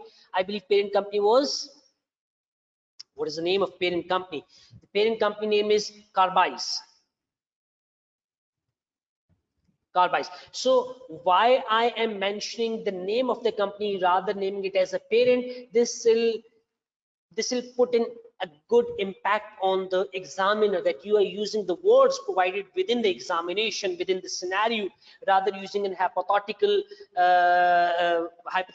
word for the parent company. So always try to make sure you are using the scenario as much as you can. That will provide, that will left a very positive impact on the examiner. So always try to make sure you are using maximum, you have tried a maximum to use the words those were mentioned by the examiner. So over here, consideration paid by parent, what was the value of consideration paid by parent? This is acquisition of Backlight. So you have acquired 80% and cash paid was 100 million dinars. So you have paid 100 million dinars, and after paying 100 million dinars on 1st January, the net assets of backlight at that was 60 million. So I'm not going to consider the net assets of subsidiary right now. The fair value adjustment deemed necessary was in relation to a building which was valued at 20 million dinars above its carrying value and the remaining useful life 20 years. Carby's Mayer non-controlling interest of fair value less for acquisition, and the fair value of 20% interest was estimated to 22 million. So another thing, that is NCI at acquisition date was 22 million. So what was the total consideration for the whole subsidiary? Total consideration for the whole subsidiary equals this 122 million, right? Now you have to deduct net assets of Bike-Lite at acquisition date. So what is the net assets value? The net assets at acquisition date, those have a carrying value of 60 million. So we can mention 60 million, but on top of it there is a fair value adjustment, and that fair value adjustment is related to a building, and which is 20 million dinars. It has a carrying value, and it has in excess of, and a fair value of 20 million and above. So in excess of carrying value, so this is a further 20 million. So the carrying value, the fair value of net assets at acquisition date of Bike-Lite is 80 million. So if you're going to calculate the goodwill, so the goodwill value is goodwill at acquisition date. So the goodwill at acquisition date value is 122 million minus this 80 million. So it's 42 million. I hope it's pretty much clear for everyone how we have calculated the goodwill at acquisition date. Any problem till now, do let me know. Now, as this was reported in dinars, we need to make sure that we are going to retranslate these dinars into dollars. I believe dollar is the currency of parent. Yes, dollar. So we need to retranslate it. So we're looking into dinars millions, then looking into exchange rates, and then dollar millions, right? So what is the goodwill at acquisition date? Goodwill at acquisition date was somewhat, I'm just looking into it, what is the value of this goodwill is acquisition date? It's 42 million, and there is some sort of impairment, and impairment should be charged as 6 million. I hope we have acquisition date and reporting date. After reporting date, we'll be looking into goodwill at reporting date. So goodwill at reporting date would be given as this 42 million minus the 6 million. Now, just looking into the suggested answer, I'll be mentioning acquisition date was 1st of January 2002, and goodwill at reporting date would be a reporting date I'll be first considering, because impairment was done on, I believe impairment of this goodwill was done on due to relative poor performance. Bike-Lite was decided to impair the goodwill by 6 million dinars during the year ended 31st December. So up to 31st of December 2005, the goodwill is impaired by 6 million, right? So if we're looking into this reporting date, that was 31st December 20x5. First, I'll be looking into goodwill at 31st December 2005, and then I'll be looking into the goodwill value on 31st on the next date, which was when the subsidiary was disposed of on 30th September 2005. That would be the next step to calculate the foreign exchange gain losses. As why I'm doing so, because examiner has told me you need to find out the foreign exchange gain losses on the goodwill from period of 1st January 2006 to 30th September 2006. Are you getting the point? So between this time period, examiner is asking to calculate the goodwill, the difference between this goodwill. So goodwill is 36 million on 31st December 2005. So if there is any foreign exchange gain losses, we'll be looking into it. So exchange rates would be, what is the exchange rate on 1st January? It's $1 equals 0.5 dinars. It means if dollar is of a bigger amount, then I would be creating 0.5 as exchange rate. For impairment, you need to calculate the average rate for the year ended 31st December. You can see the rate was always given, just 0.4 0.4, and I need to move it a bit down so that again exchange differences, exchange forex, I would name it as forex gain losses. This is 0.4 million. And what about 31st December exchange rate? It's 0.38. Fine. Now we'll be looking what is the value in millions. So this 42 million divided by the 0.5. So value is $84 million. Impairment should be reported in this way: 6 million divided by this $0.4 million, and the closing value would be this 36 million divided by 0.38 million. So it's 94.95 million or 94.7 million. Do you think this totals equals? This should be the balancing figure. This balancing figure, how we're going to calculate this balancing figure? Total of 84 million plus this 15 million must equals this 95 million, right? So there is a difference of 4 million, I believe. So this 4 million should, if this is the 4 million, 85 million, this is 99 million, it's a loss of 4 million. Oh, sorry, it's as this is impairment, so this impairment should be reported negative. So it's a difference of, this difference is these two values. You can say it's, what about this 126 million? How we have calculated this? Okay, this is 48 million, 126 million. How we have calculated this 126 million, 48 million. Okay, fine. Yes, 126 million. So what is the difference? What the difference that should be reported is this value, and we can say it's this value minus this value plus this value. So it's 27 or 27 million. I would suggest 27. How we are going to calculate it? The value is, oh sorry, this is not 48 million, this should be plus, this is 36 million. Now this is the correct one. So if you're going to calculate it, this 84 million or this 95 million minus this value and plus this value, this is something, give me a second, this total value is 69 million. So 69 million, I would be calculating it this value, 95 minus 69 million. So the difference is 25 point some million or 26 million, I believe 25.7 million or 26 million. So I'm going to round it to 26 million. So the balancing figure, how you need to calculate is this 95 million, or you can say the total of these three must equals this 94.73 million or 95 million. So this is equals, hence this is a foreign exchange gain. Why you can say gain? Because the goodwill value after charging impairment in dollar millions was will be equal to this plus this value. It's 69 million. But as the value of the goodwill has increased in dollar millions, you need to debit goodwill. You have to debit goodwill and you have to credit foreign exchange. So anything that goes into credit entry is an income, right? So we are going to consider it as foreign exchange gains. Next reporting date would be, this should be the opening for the year ended 31st December 2006, while as the subsidiary was disposed of, so you need to calculate goodwill on disposal date, which was goodwill at what date? At 30th September 20x6. So what is the value at 31st December 20x6? The value would be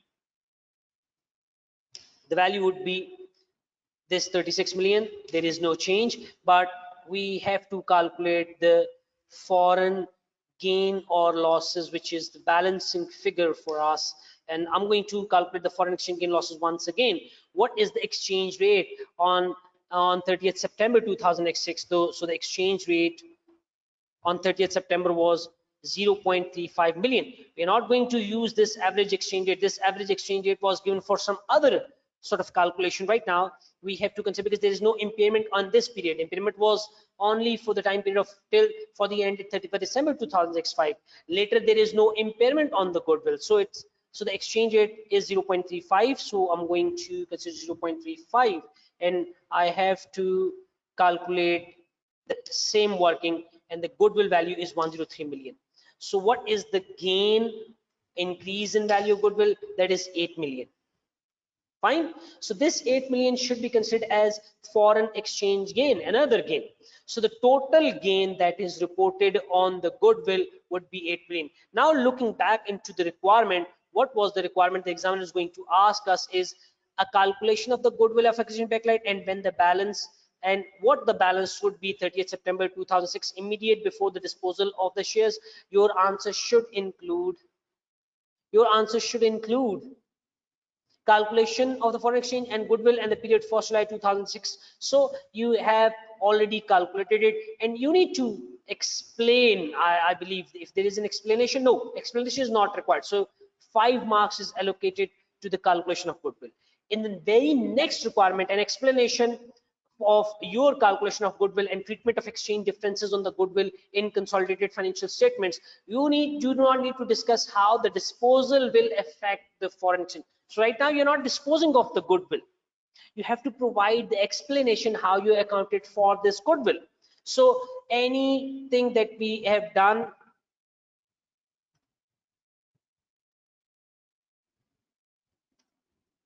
why we need to multiply it? Yes, value of 48 was wrong before. I missed the value. So it should not be divided. Someone has asked that the rate should be multiplied. It should not be multiplied. To give you an understanding for exam perspective, you can see here, if you look the ratio, dollar is higher. So you can get $2 with 1 dinar, right? So the value, if you are going to translate from dinars to dollars, the dollar value should be higher, right? If you are multiplying 42 with 0.5, it will give you the dollar value in lower sum. So you always need to make sure you are understanding what value is higher. So result should be higher. If the dollar value was lower, in this case, suppose we can look into $0.5 equals 1 dinar. It means dinar, the dinar value once converted into dollars would be reduced, because a lower amount of dollars will be converted into higher dinars. But in this case, this is a vice versa, different situation, right? I hope it's pretty much clear to everyone why we are going to divide this one, because dollar value was higher and dinar value is lower. So if these are 42 million dinars, it must end up in more dollars compared to dinars, right? That's why I have divided it. Okay, what explanation required? You have to explain it how you have calculated the goodwill. So explanation of all these calculation one by one. We have to consider the consideration paid by the Carbide's company of 100 million, along with, and add up the fair value of NCI at acquisition date to come up with the total value of the company. While total value of company in this situation is 122 million, and the net asset of subsidiary at acquisition date, the fair value of net asset of subsidiary, also the carrying amount of the net asset of subsidiary was 60 million, while there is a fair value adjustment fees of 20 million. So we have adjusted, so we have found out the fair value of net asset acquisition date was 80 million, and by deducting this 80 million from the total consideration value will give you the goodwill of about 42 million dinars at the acquisition date, right? On what date? That was 1st of January 2002. Now you're going to explain what impact of this impairment would have. So you must have been telling that this goodwill should be, or the foreign exchange should be reported in other comprehensive income. These foreign exchange gain losses. So you must be explaining it. Once we are going to translate this goodwill from acquisition date till 31st of December 2005, so there is an impairment loss on the goodwill of Bakelite, and this impairment equals 6 million dinar, which should be reported in consolidated financial statement as an impairment of $15 million. That should be charged to profit and loss account. While translating the foreign subsidiary within into dollars, from dinars into dollars, the goodwill at 31st December 2000 X 5 for this subsidiary was 95 million, which gives a gain, foreign exchange gains of 26 million, which is a balancing figure, and this gain should be reported in other comprehensive income. Now we are not considering what we are going to do with the disposal item. We are just looking into it. What is the value of goodwill, or what are the foreign exchange gain losses till December? There is another foreign exchange gain reported on the goodwill of subsidiary, on the goodwill of Backlight, which totals 8 million. So the total of 26 plus 8 million foreign exchange gain losses should be reported to other comprehensive income in the respective periods. Like 26 million should be reported for the ended 31st December 2006, and 8 million of foreign exchange gain losses should be reported in other comprehensive income on 30th till 30th September 2006, right? But we are just mentioning this till 31st of, oh sorry, 30th of September 2006, because within this question the examiner has asked us an explanation how we are going to account for these differences. So any workings can be in the main body. So you have explained these gain losses, and those should be reported in other comprehensive income, but you have to ignore the disposal aspect. The disposal aspect should be included over here. This is the next requirement. Explain why exchange differences will arise on the net assets and profit or loss of Backlight each year, and how they should be presented within the consolidated financial statements. Your answer should include a calculation of foreign exchange which would arise on the translation of Backlight excluding goodwill. So in this case, you're not supposed to calculate the goodwill foreign exchange, because you have already calculated. You need to make sure what is the foreign exchange gain loss that should be reported on net assets of subsidiary and profits of subsidiary. So in this case, if I'm looking into the net assets of subsidiary, I believe those net assets were given within the question. Over here, if you're looking into the net assets question, so net assets on acquisition date were always available. The group operates sector, the acquisition was enabled, so 80%. These are the net assets on acquisition. So the net assets of subsidiary carrying amount on acquisition date was 60 million, plus a fair value of those net assets were given as well. So I'll be looking into the net asset subsidiary at acquisition date of Backlight at acquisition date, which was given as what is the value? Net assets of Backlight at acquisition date. What is the total value? So total value is given as, I believe, 60 million, right? And you have to make fair value adjustment on this acquisition date, which was 20 million. So total value is 80 million dinars. I'm just considering it in dinars, right? So after considering these in dinars, you have to consider what is the post acquisition, if there is any profit provided in the post acquisition period. Within this scenario, 50% of so this is the trading activities. This value about carrying out for 20 million, car buys may not controlling interest due to 22 million due to the relative performance of the decline. So rates, exchange rates, so dispose of. So these are, I believe, carrying amount of Backlight's net assets on 1st January 2006, and Backlight loss for the end of 31st December 2006. So in this requirement, we need to make sure what was required in this. So you need to every time you need to consider what was required. So the company is, the question is asking you exchange differences arising on net assets of Backlight. Your answer should include a calculation of exchange differences which would arise on the translation of Backlight excluding goodwill in 30th. So exchange gain losses to what time? So the carrying value of Backlight assets of 1st January was given, that was 48 million dinars. Backlight loss for the year ended was 8 million dinars. So that actually give you the result of this thing. So I'm just mentioning it here. Net assets of dinar, that's something you have calculated on acquisition date, that was 1st of January 20x2. But as this specific requirement was not given, because afterwards, if you're looking into this answer, but once you're creating your answer, you might be making this calculation. But once you come to know that afterwards on 31st of 1st of January 2002 till 31st of December 2005, there is no data given with you. So what we are going to do, we need to make sure that the fair values or fair value of net assets or the carrying amount of backlight net assets on 1st January was given as carrying value of backlight net assets on 1st January were given as 48 million, right? So fair value adjustment, you need to make sure fair value adjustment must be made. This fair value adjustment was not made in individual financial statement. The data provided in this section is for the individual financial statement. So the fair value adjustment for individual financial statement, oh, sorry, for consolidation was this 20 million. How many years have been passed up to this point till the 1st of January 2006? So this 20 million divided by 20 years, the remaining useful life of this building was 20 years.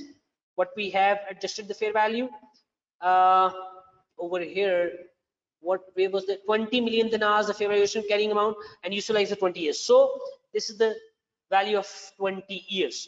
Fair value adjustment you have made. Oh, sorry, right now I'm just making the fair value adjustment. You have to deduct any additional depreciation. How much of the additional depreciation should be charged from 1st of January 2002 till 1st of January 2005 is 31st December 2002, 31st December 2003, 31st December 2004, 31st December 2005. So there are 4 years for which additional depreciation should be charged. So that means divided by 20 years, multiply by 4. So this is the depreciation of 4 million that should be charged to this. So adjusted carrying value of backlight net assets should be given as this total. You can sum it up. So it's 64 million. Is it clear? But this was mentioned in dinar. I believe we have this data available in dinar. You can see carrying value backlight net assets, it's in 48 million dinars. So we have calculated all these values in dinar millions. Anyone has any confusion till this point? I'm looking into the question. If someone has a confusion, recording impairment of goodwill, if NCI is measured in fair value in consolidation, we have collected the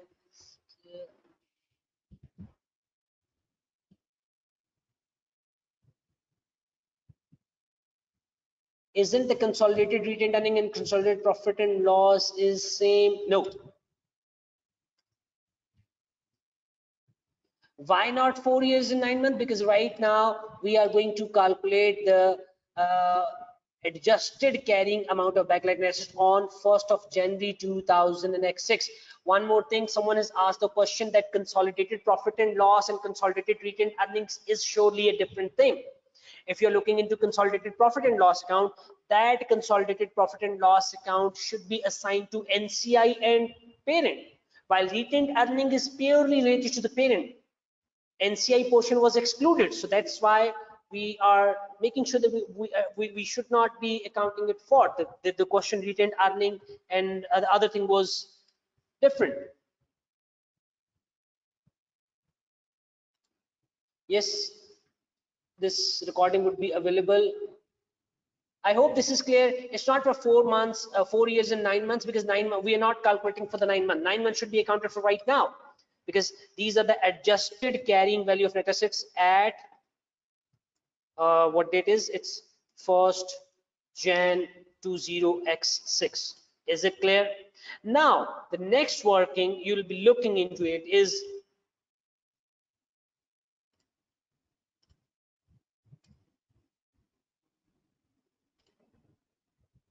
explanation of goodwill related word.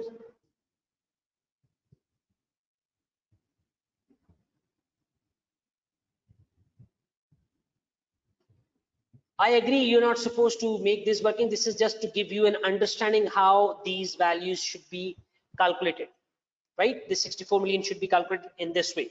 Next is you need to calculate the loss for the year. What was the loss that was given in the question? That loss was 8 million dinars. So you have this 8 million should be deducted, 8 million, and the net assets. Okay, loss for the year, but as the subsidiary was disposed of after 9 months, so we have to consider the loss for only 9 months. Divided by 12 multiplied by 9. So this is the loss that should be accounted for the year end. So if you have considered this loss, so the carrying value of net assets of Bakelite at 30th September 20x6, because afterwards you don't have subsidiary available with you, so you cannot record the. So this would be the value. If you are converting it into dollar millions, what would be the value? Dollar millions. This is for your understanding. If someone don't understand it, do let me know. So adjusted value, we have to use the exchange rate on 1st of 31st December 2005, that was 0.38 million dinars, because 1st of January or 31st December is the same date. Just moving it further, and this is forex rates. Forex rate should be applied 0.38 million, and average rate should be applied to the profit and loss during the year. Bakelite loss, cumulative gain losses in Bakelite 1st January. This was exchange rate 30th September, and average rate 0.37. Average rate was 0.37, and this rate was 30th September 0.35. Right? So you can calculate the value. How you're going to calculate this? 64 million divided by 0.38. It's this value, and I'm going to replicate all these values over here. So this is 165 million. Any foreign exchange gain losses, which is balancing figure, should be reported over here. So, oh, sorry.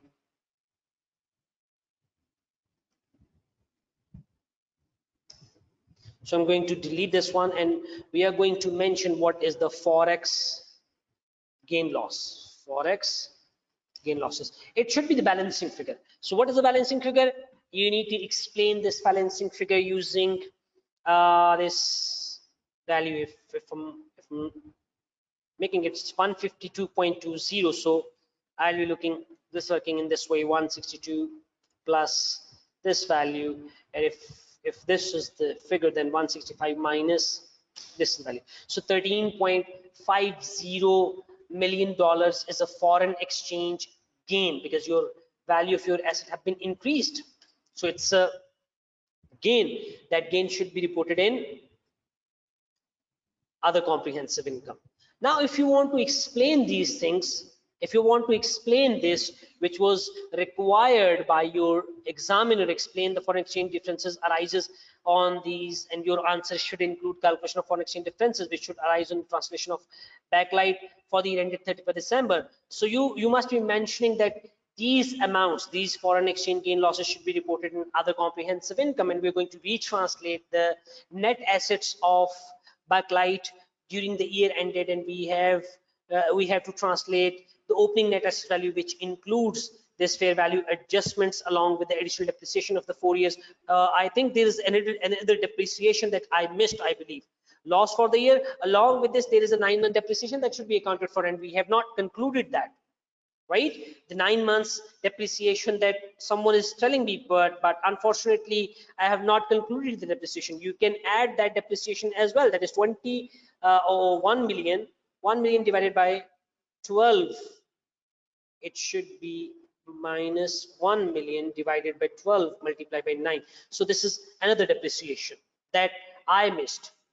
Right? So that's something. Whenever you are working on such a complex situation, you might miss 1 or 2 points, but don't you consider that by missing a single point, examiner is going to deduct the whole answer.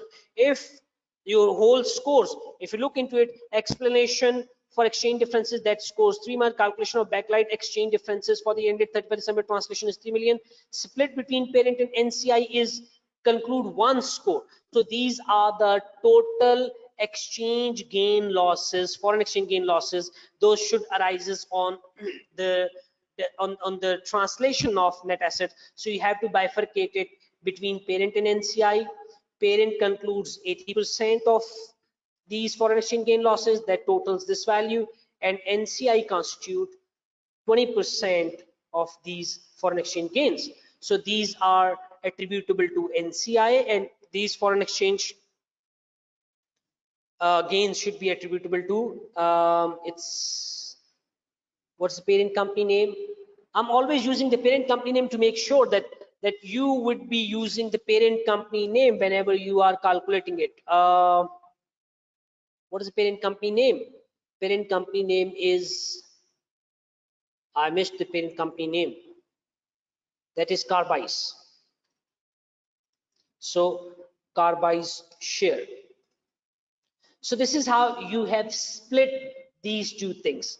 So you need to explain, once you have made these calculations, now you need to explain to the examiner what I have done in my working. So you need to be explaining starting from this point till the end of this point, right? With this bifurcation to Carbice and NCI of the group. So you're not required to make some additional adjustments. So you need to explain something additional. You're going to explain the same thing what you have calculated, right? I'm looking into the answer to make sure whether we are in the right path or in the wrong direction. So before looking into this, I'll look into if our explanation of particular transaction differs from our model answer. But if we have explained our points, we'll get the marks.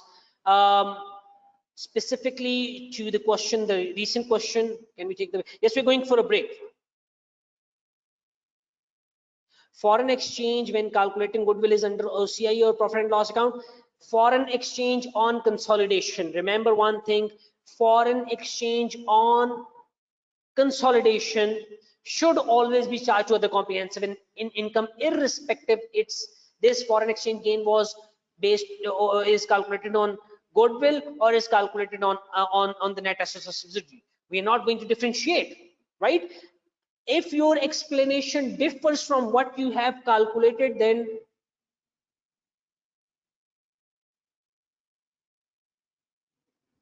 we have to calculate. No, we have to consider. All right, just give me 1 second. I'm going to answer the first one. If your answer model is different and if your discussion is different, obviously there's a conflict between what you are explaining. So I'm quite sure examiner is not going to give you scores based on the conflict. You must be explaining what you have calculated. As this is Excel, it's not it's not a paper-based exam. So if there is any mistake done within the exam, you have very good opportunity. You can go back and change your calculations from there.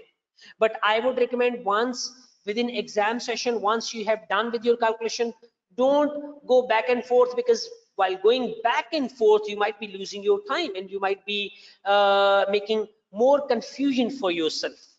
So I always recommend once you are done with your calculation, never go back and look into your calculation, just explain what you have calculated, right? Because if you are moving to and forth in your calculation, you might be spending a lot of time in correcting your mistakes, and in that way you're losing your scores, or you're losing your time, and you might not be able to spend much time. You might not be left with much time for your next questions. So you need to be very careful. Once you are done with your calculation, make sure in the first place you have did a very good effort in attempting your question. Once you are done with your calculation, you must be explaining what you have done rather making a different explanation. Next question was additional depreciation for 9 months should be considered, because for the next 9 months, Carbice, the parent company, has within its group accounts the subsidiary, and the fair value adjustment related to the subsidiary must have an additional depreciation impact. So that's why it should be included. Foreign exchange share of NCI shows as NCI or translation reserve in consolidated balance sheet. So for NCI, this is something. Another question was if foreign exchange share of NCI should be reported as NCI, it should always be reported as NCI. Now, to understand this concept, you need to consider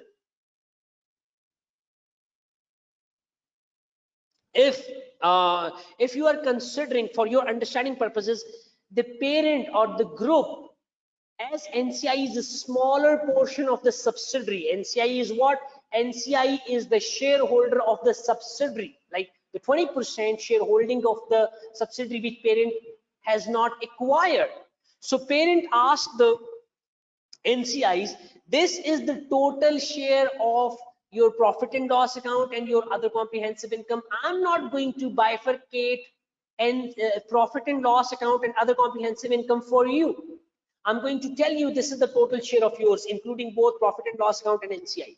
So for NCI, we are not bifurcating between other comprehensive income and profit and loss account. But for parent, as those are the main stakeholders of the group, the major stakeholders of the group, so the parent company or within the consolidated financial statement must have to bifurcate between the real gains, the actual gains, and those gains which are based on, which are unrealized gains, you can say.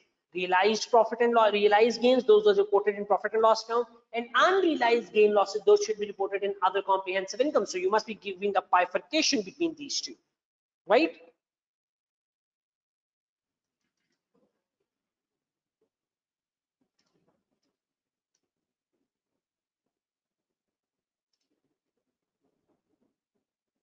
Yeah, exactly. It's far more, it's one of the best option if you are making calculation with an Excel file and you are explaining it within the Word file. Yes, explanation must work in the same way.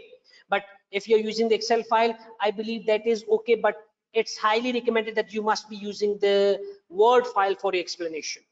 So I'm just moving to the explanation to make, I'm just going through the explanation, what explanation it's, what requirement it's C requirement, what we are looking into it. No, it's B requirement, B1, to which we are answering this score 7 marks. So I'll be looking into number 2, working B answer. Okay, for B, examiner has first explained it. I believe an examiner must be providing the workings. Yes, examiner must have provided the working as well. You can see here, these are the working, but these workings are done at the end of this question.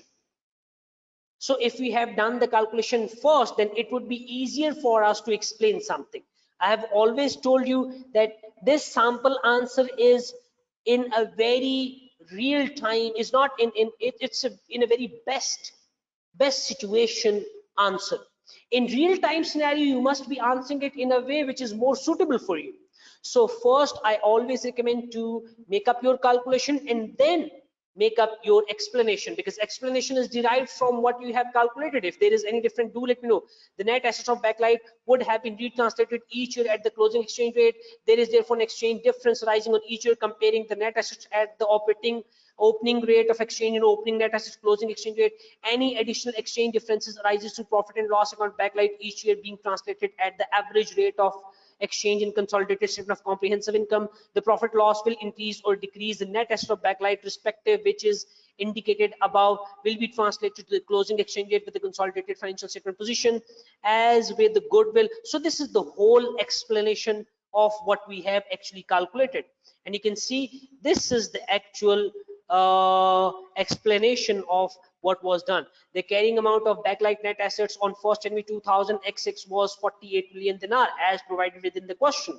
The fair value of their opening net assets therefore would be 64 million dinar. How? 40 million dinar plus 16 million, because rest of the amount was charged to the profit and loss account. The additional depreciation, the 4-year depreciation, we have actually concluded in this way. Then backlight would only consolidate for the first 9 months since the Carbise loses control on 31st December. So the additional depreciation should be charged for the 9 months as well. Are you getting the point? Yeah, this is something, it was already mentioned within this section, right? So this is how you need to explain. I'm not going to discuss rest of thing because it's the whole explanation of what we have done, and this is 10.7 million of exchange differences are attributable to shareholders of Carbide. It's Carbide or Carbise? I believe the answer, within the answer, Carbise, not Carbide.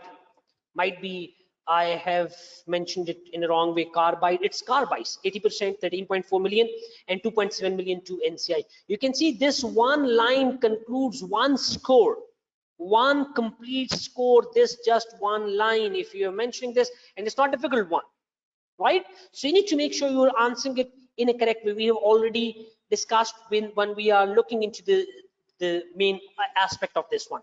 So the last requirement is working number 3, which was C option. Calculate the group profit on disposal of backlight. Briefly explain how backlight should be treated or presented in consolidated financial statements of Carby's for the year ended 31st December 2006. And this concludes 4 marks. This concludes 3 marks. So after 10 to 15 minutes breaks, I'll be back. And no, I have multiple times I have mentioned that our answer should not be as much detailed as the model answer is, because model answer is a is developed in a very best situation, and it was developed by the examiner. So examiner might have a very huge amount of time to answer the question, right? But you have only 3 hours to answer this question. So I'm not considering that you might be giving that much explanation to your answer. Foreign exchange share on NCI shows as NCI on translation reserve in consolidated balance sheet. Yep. Foreign exchange share of NCI should always be reported as NCI in consolidated balance sheets. It should not be reported in any other reserves. It should only be reported under the head of NCI.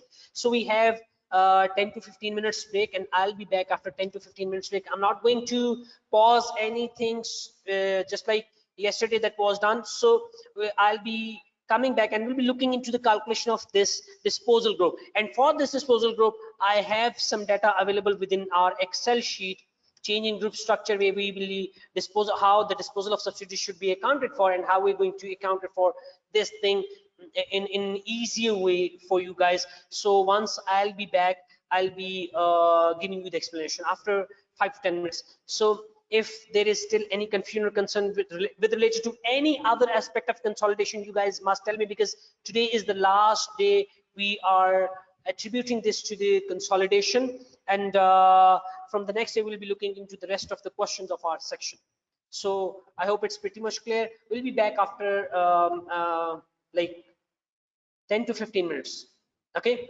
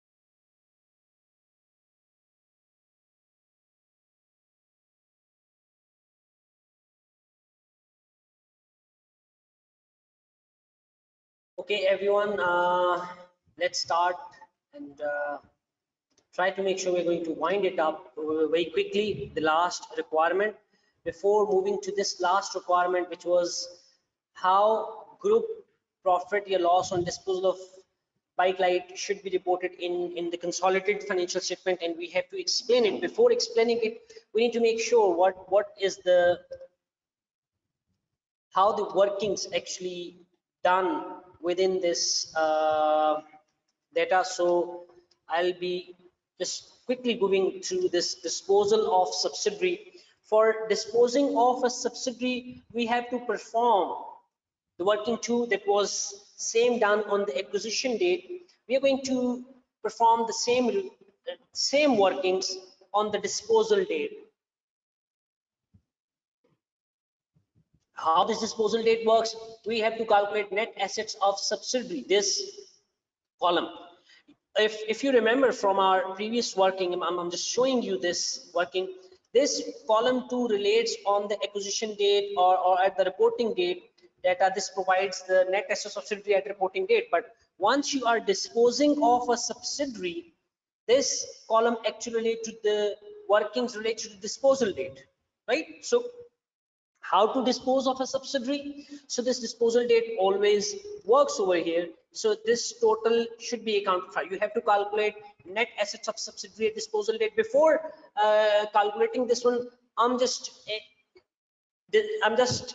making a concept about what items should be accounted for when a disposal of subsidiary should be accounted for.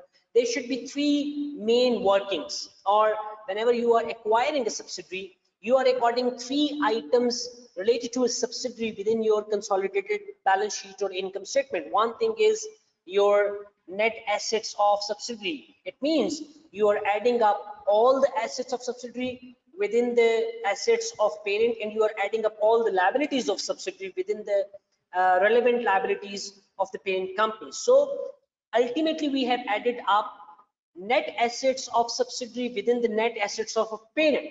So we have recorded net assets of subsidiary on acquisition. Second thing we have recorded is the goodwill of subsidiary that should be reported in your consolidated statement of financial position data. You can see here, these are the net assets, parent plus subsidiary, and we have recorded goodwill. Third thing, with respect to subsidiary that was recorded in group financial statement or consolidated financial statement, was the non-controlling interest. So we have three items that were recorded upon the acquisition of a subsidiary within the group financial statement. So even on disposal, we have to remove those three things. What these things? One is net assets of subsidiary on disposal date. Second one is goodwill of subsidiary on disposal date, right? And third thing was NCI, non-controlling interest of subsidiary on disposal date. Once these three things are done, we have to make a double entry. I believe I have a double entry working here. If not, then I'll be sharing that double entry. We have the double entry here. So once the working was done, you have to consider you have received the cash on disposal of that subsidiary. The cash you have received should be debited because you have gained the control over the subsidiary within the consolidated financial statements. Second thing, you have disposed of the non-controlling interest, as non-controlling interest is recorded in group accounts in the consolidated balance sheet as a credit entry. So if you want to remove it from your books of account, you must make a debit entry, right? So non-current asset at disposal date should be debited, while net assets of subsidiary are debited in the group accounts in the balance sheet. So if you want to remove the net assets of subsidiary on the disposal date, you have to credit those. Last thing is goodwill. Goodwill is always an asset of the company. So once you are going to dispose of the goodwill, we have to credit it, because on acquisition, this goodwill was debited to the group accounts, and if you're going to dispose of, you have to credit it. Last is this is the balancing figure. I'm mentioning it, balancing figure. This balancing figure will provide you either gain or loss on disposal of a subsidiary. If this balancing figure comes under the debit section on the debit side, then it should be a loss on disposal, and if this balancing figure was reported on the credit side, of a double entry, then it is a gain on disposal of subsidiary. So you can easily identify by making a double entry. I believe within the answer section, examiner has done the same thing. So right now we are going to dispose of the subsidiary in our books of accounts. So I'll be making those workings within our Excel sheet that was over here. So you should be making a double entry, a debit and credit something. So how you're going to debit and credit these items? So you'll be making sure you should be updating cash consideration, how much cash you have received by disposing of this subsidiary backlight. That disposal was provided within the question in last section. Unfortunately, disposal of backlight. Carby sold its entire equity holding in backlight on 30th September 2006 for 150 million. So the cash you have received is 150 million dollars, right? So this is always provided in dollars. So if dollars are provided within the question, then you have to make sure that you're recording within you're recording this amount in dollars. If it was provided in dinars, then you first have to convert those dinars into dollars to make sure that your gain should be reported in dinars, in dollars rather than dinars. So once you have mentioned the cash, you have to remove NCI at disposal date. And what disposal date? NCI at 30th September 20x6. So what is the value of NCI on 31st December 2006? So we will be looking into NCI value, and I believe we have not calculated this NCI value. We have calculated NCI at acquisition date, and afterwards we have not considered the NCI value. If we're looking into this question, if there is any NCI, this non-controlling interest in backlight on 1st January was provided, that was 47.8 million. Right, so any differences that should be reported should be accounted for. So I'll be mentioning here in this question, this should be working one. I'm going to account it for. This working one includes NCI at 1st January 20x6, which is provided in dollar millions.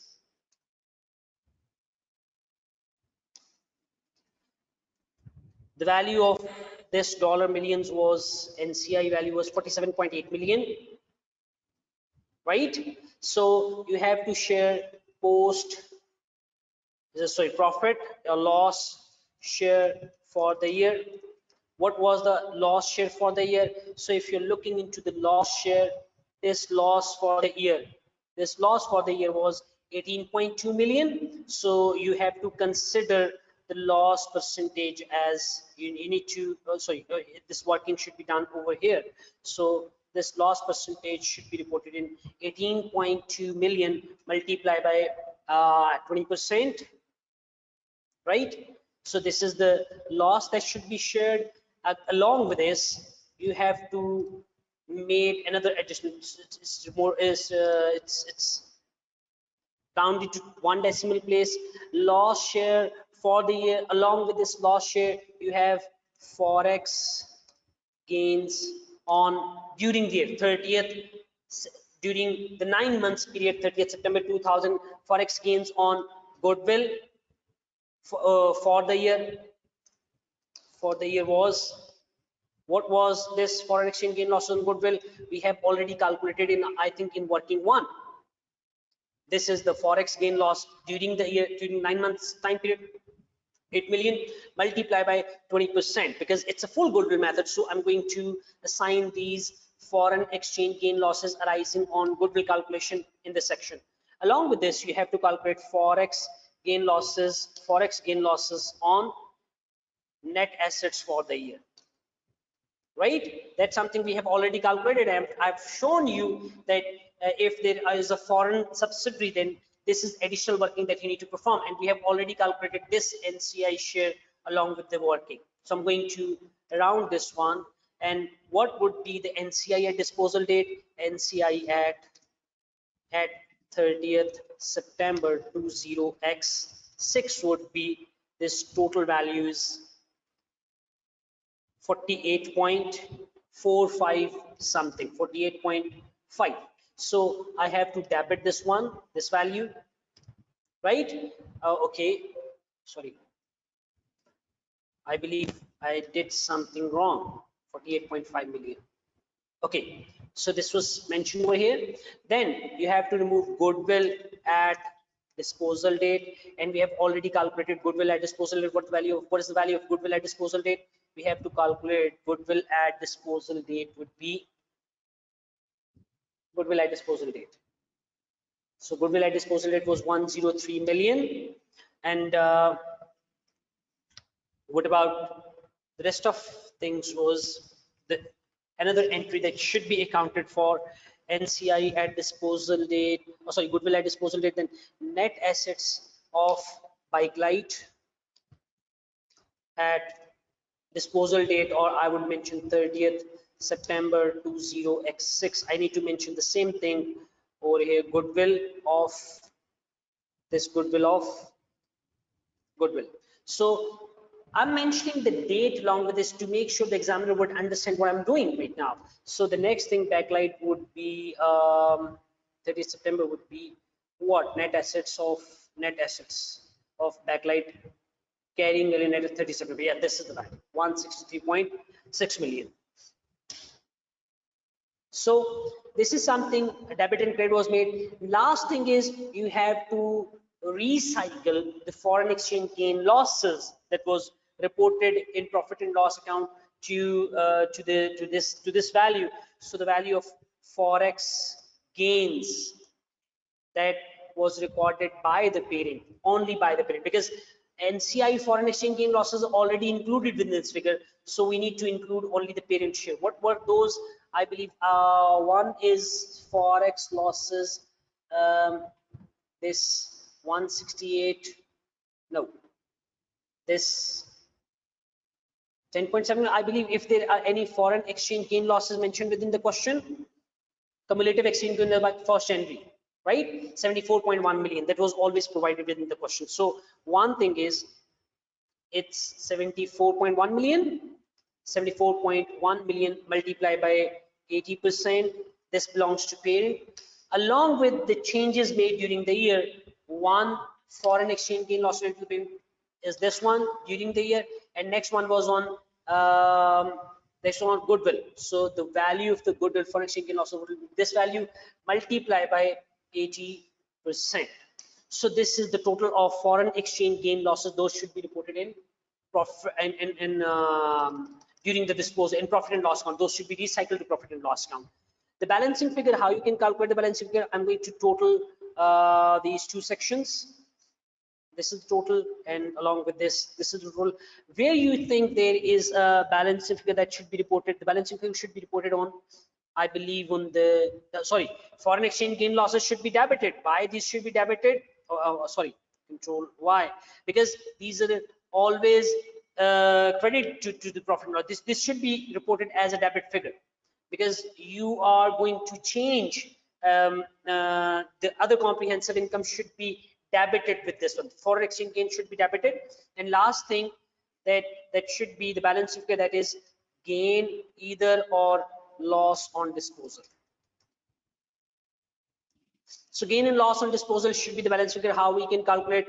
As the credit side is higher, so we need to consider this value minus this value minus this value. I believe the total is, sorry, this total should equals this value plus this value minus this value. So the total is, I believe, no, this side is higher and this side is, so adjustment should be made on this side, I believe. This 266 minus 150 minus 48.5 and minus 76.5. So this is minus 8.5. So minus 8.5 is, it's, no, it should be reported on this one side to make sure this both of these two figures get balanced out. So it's gain on disposal. It's gain and loss on disposal. Might be there is some 150 million and 48.5 NCI. This is correctly goodwill. That should be 103 million. Net assets of backlight on 31 is 163.6 million, and forex gains was 76.5 million. So what is the problem then? 274. Okay, fine. This value is higher. Apologies. I was thinking of the credit side was higher. It's the debit side that was higher. So if the debit side was higher, we need to balance this one out. This 274 minus this value and minus this value to make sure this is balanced out. So 8.5 million is the gain that should be reported on disposal of subsidiary. Fine. These are the two sides, debit and credit, that should equal now, and this balancing figure will give you an idea whether it's a gain on disposal. At this adjustment was on the credit side, so we need to make sure that this is the gain on disposal of subsidiary. Any confusion right now till this point? Yes, ratio analysis would be tested.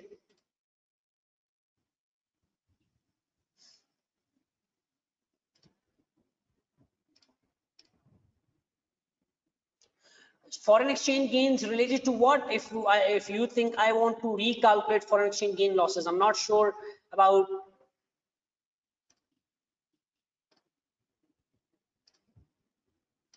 Foreign exchange gain losses, just giving you once again, foreign exchange gain losses, as it's a full goodwill method, so even the foreign exchange gain losses on goodwill should be assigned to parent and NCI both, along with the foreign exchange gain losses on net assets of subsidiaries should be accounted for. And apologies for this is a long session, and unfortunately electricity is not here and it's really hot. Unfortunately this messed up, but this should be something you need to balance out, debit and credit, the total values, right? And this foreign exchange gains, why I have debited, because it was already credited in other comprehensive income, and this foreign exchange gains, these foreign exchange gains are related to a subsidiary which is no more within the group.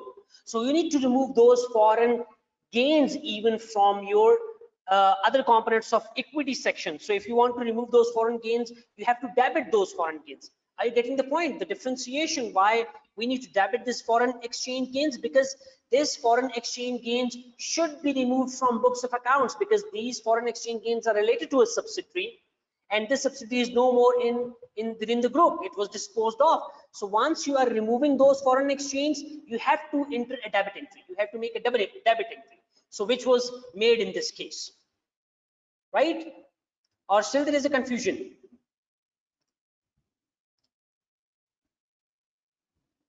I hope that is clear. Someone is asking for a gain on a goodwill, as it's a full goodwill method, so we will be charging foreign exchange, we'll be charging foreign exchange share to NCI as well. Any question as of now till this point?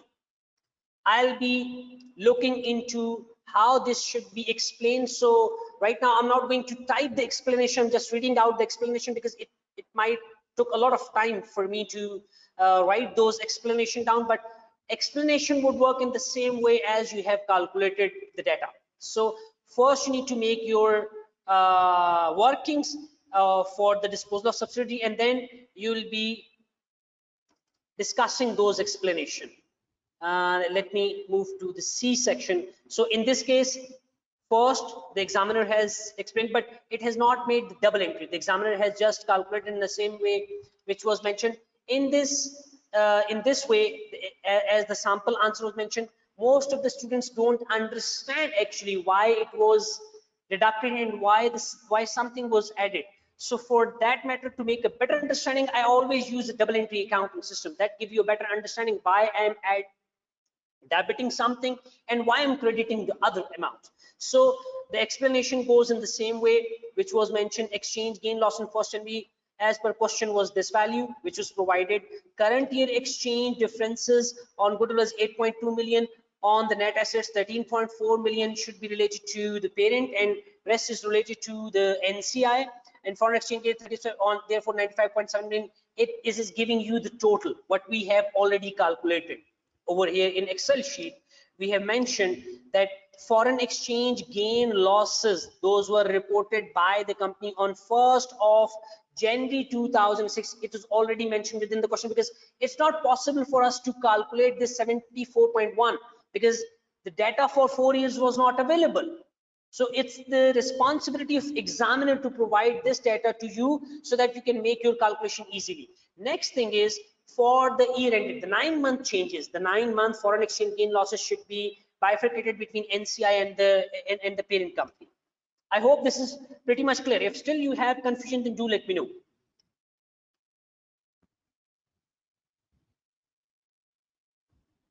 Yes, it is recycled. Recycled means this gain was reported within the profit and loss account separately. It's not a gain on disposal of subsidiary. These foreign exchange gain losses, once recycled to profit and loss account, that should be reported as a forex gain. Are you getting the point? But it should not be used in the calculation of gain or loss on disposal of subsidiary. Is it clear? Recycling means what? Just give me a second. I think I have that sheet as well. Just give me a second. If I have, then I'll be sharing that sheet with you. It's IS1. If there is any IS1 data available, then okay. This is IS1. So whenever you mean recycling, there is statement of change in equity. If you are looking into this gain losses, these are the other components of equity, and these are the foreign exchange gain losses. You have seen this 2500. These are the foreign exchange gain losses on operations. First thing, I'm going to look into the revaluation surplus. Revaluation surplus is something that was created on non-current assets, right? IAS 16. If there are foreign exchange gain losses, those are reported. These foreign exchange gain losses should not be recycled. Non-recycling means if there is any gain that is realized, then this gain should be moved directly from this revaluation surplus directly to the retained earning. Suppose I'm just mentioned here revaluation surplus. This I'm just removing 1000 from here. 1000, sorry, it's minus 1000 from here. I'm going to add this one up, 1000 here. This means non-recycling. This data will never appears up within the income statement. Are you getting the point? This data will never appear within the income statement. That should be directly deducted from other components of equity section, and it's moved to the retained earnings section. But if you're looking into this foreign exchange gain losses, this, if there is any fault, suppose I'm making it minus 1500 disposal of a subsidiary. This minus 1500 should now be reported. It is deducted from other components of equity, and it should be reported in your income statement as foreign exchange gain losses. Now I'm reporting this within income statement. This is foreign exchange. If there is foreign exchange gain loss on foreign operation, there it's reported as 1500. Is it clear now? And this 1500 ultimately increase your net profit, right? And this net profit is then moved into the retained earning profit for the year from this section. Are you getting the point of recycling and non-recycling? Is it clear to everyone, or still you have any problem? Sure, I'll be repeating the foreign exchange gain losses.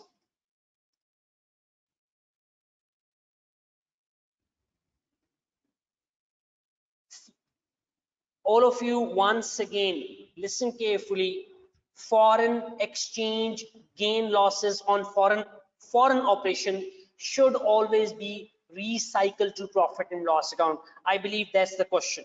If the question is different, then I'll be looking back into this working.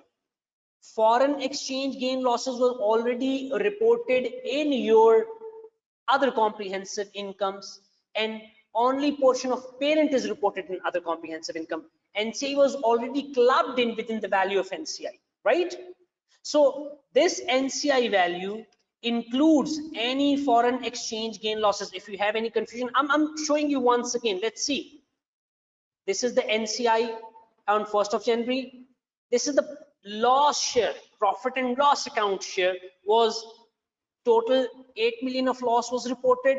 Out of that 8 million, I believe 8 million loss was share, 8 million of the loss was reported by the company, right? 8 million of the loss. Let's coming back to the question, where the question was 8 million loss. I believe 8 million loss was reported. This 8 million dinar loss was reported. Is it clear? So once the 8 million dinar loss was converted, once the 8 million dinar loss was converted into various net assets, once this loss for the year was converted into dollars, that is 18.2 million. If you have a confusion, let's see, 8 million loss, it's for the whole year of pipeline, but the subsidiary was not retained by the parent company, for the whole year.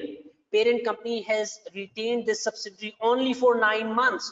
So the profit share that can be consolidated in group accounts is only for the 9 months, and in the same way loss should only be shared for the 9 months even, right? So I have taken the loss share for 9 months. Is it done? Then there is an additional depreciation that will enhance the loss.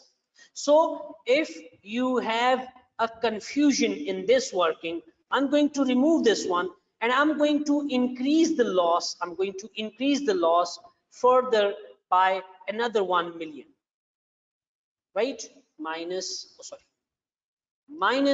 1, or you are going to add it up. I'm going to add this one, and minus sign should be reported out of the brackets.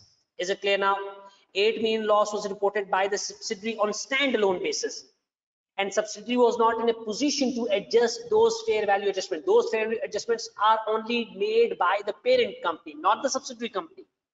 So as the parent has made those fair value adjustment, so it's the parent responsibility to charge the additional depreciation. This 8 million was calculated based on individual financial statement, not based on the consolidated financial statement. So I'm going to add this 1 million additional depreciation, because that depreciation should be charged by the parent based on the fair value adjustment, right? So the total loss for the whole year, if subsidiary will remain with the parent, would become 9 million. Is it clear? So if the total is 9 million, then we have to proportionate it for the 9 months. So the loss associated is 6.75 million. Now is it clear, or still it's confusion?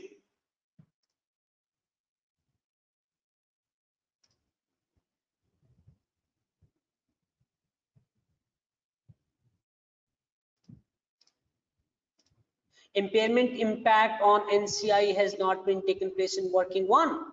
Impairment was already accounted for by the parent company. This examiner has already included the value of impairment. You can see impairment was assigned in the year ended 31st December 2005, while the data provided by the examiner within this question is on 1st of January. So I am always considering it that 47.8 million was already this 47.8 million already include the impairment of goodwill. I hope answered the question. Impairment process. I'm going to discuss the non-recycling means directly go to the returning, while recycling means record in profit and loss account. Yes, record in profit and loss account, and then it moves to the retained earning.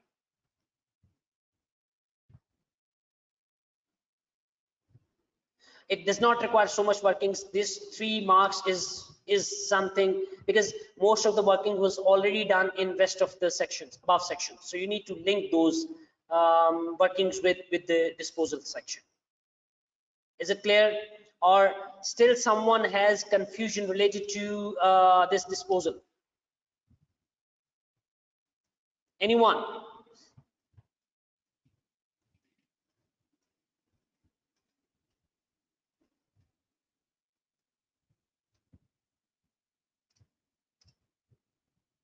I believe I have no further question. If still you have any question, do let me know. And now I'm going to end the session. If there are any questions, we'll be coming back. We'll be discussing those questions in the start of the section. So do you share?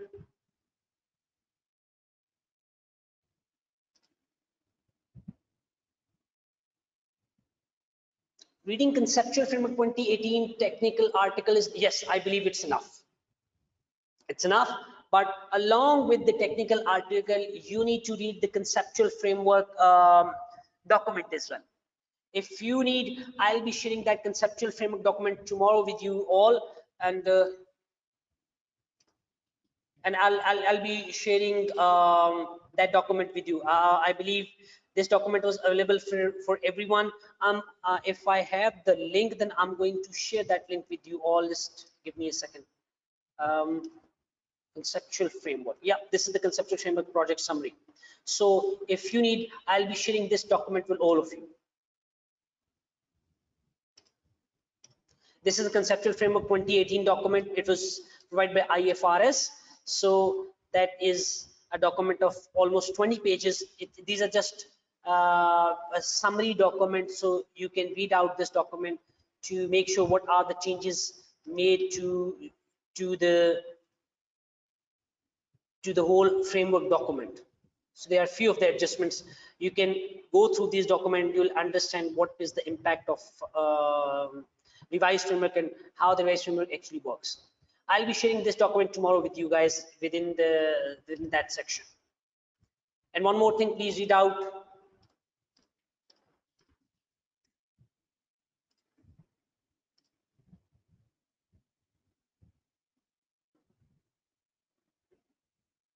Summarize what? No, IFRS 9 is very important. So don't consider, I'm not sure whether the examiner is going to ask a question related to IFRS 9, but IFRS 9 is pretty easy. It's not a difficult one. It's the easiest standard, except derivatives.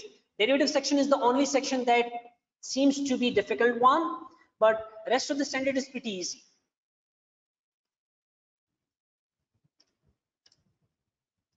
I don't understand.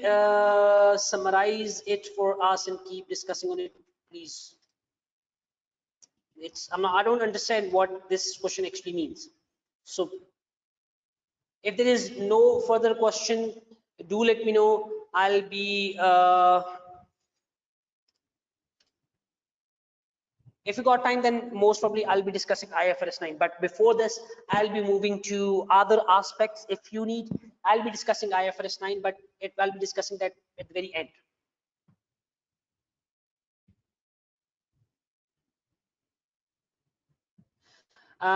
For sure, I'll be discussing few of the standard with you guys tomorrow with respect to aspects which I think could be accessible, but that guess doesn't mean that the data should always be appearing within the exam. So most of the time, I'll never suggest any individual to go with what should I say, to go with some selective study. I always recommend everyone to go through the whole syllabus, because after getting qualified from ACCA, when you go into the practical life, you have to have a knowledge of all the standards.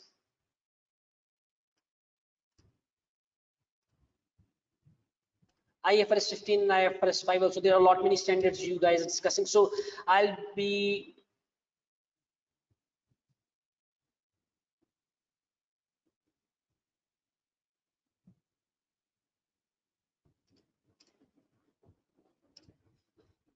okay. Thank you so very much, guys, everyone, and you need to understand rather to memorize it. I would recommend you need to understand the logic of standards. Once you understand the logic of standard, you will never need to apply those standards within. We will never need to learn those standards. In short, I would say you need to understand the concept behind what was the actual theme behind and how this standard would be working. So that's really important. Thank you so very much, everyone, and I'm going to end the session. Tomorrow we're going to start the session. If you guys have any question, do let me know. I'll be answering it, and for sure I'll be sharing this conceptual framework document with you guys tomorrow, so you can download that document. And I believe we have the next items. Next session would be related to question number 2, 3, and 4 we have left with, and we have one question for all of these sections. So we'll be looking into those questions tomorrow. Okay, everyone, thanks. Bye.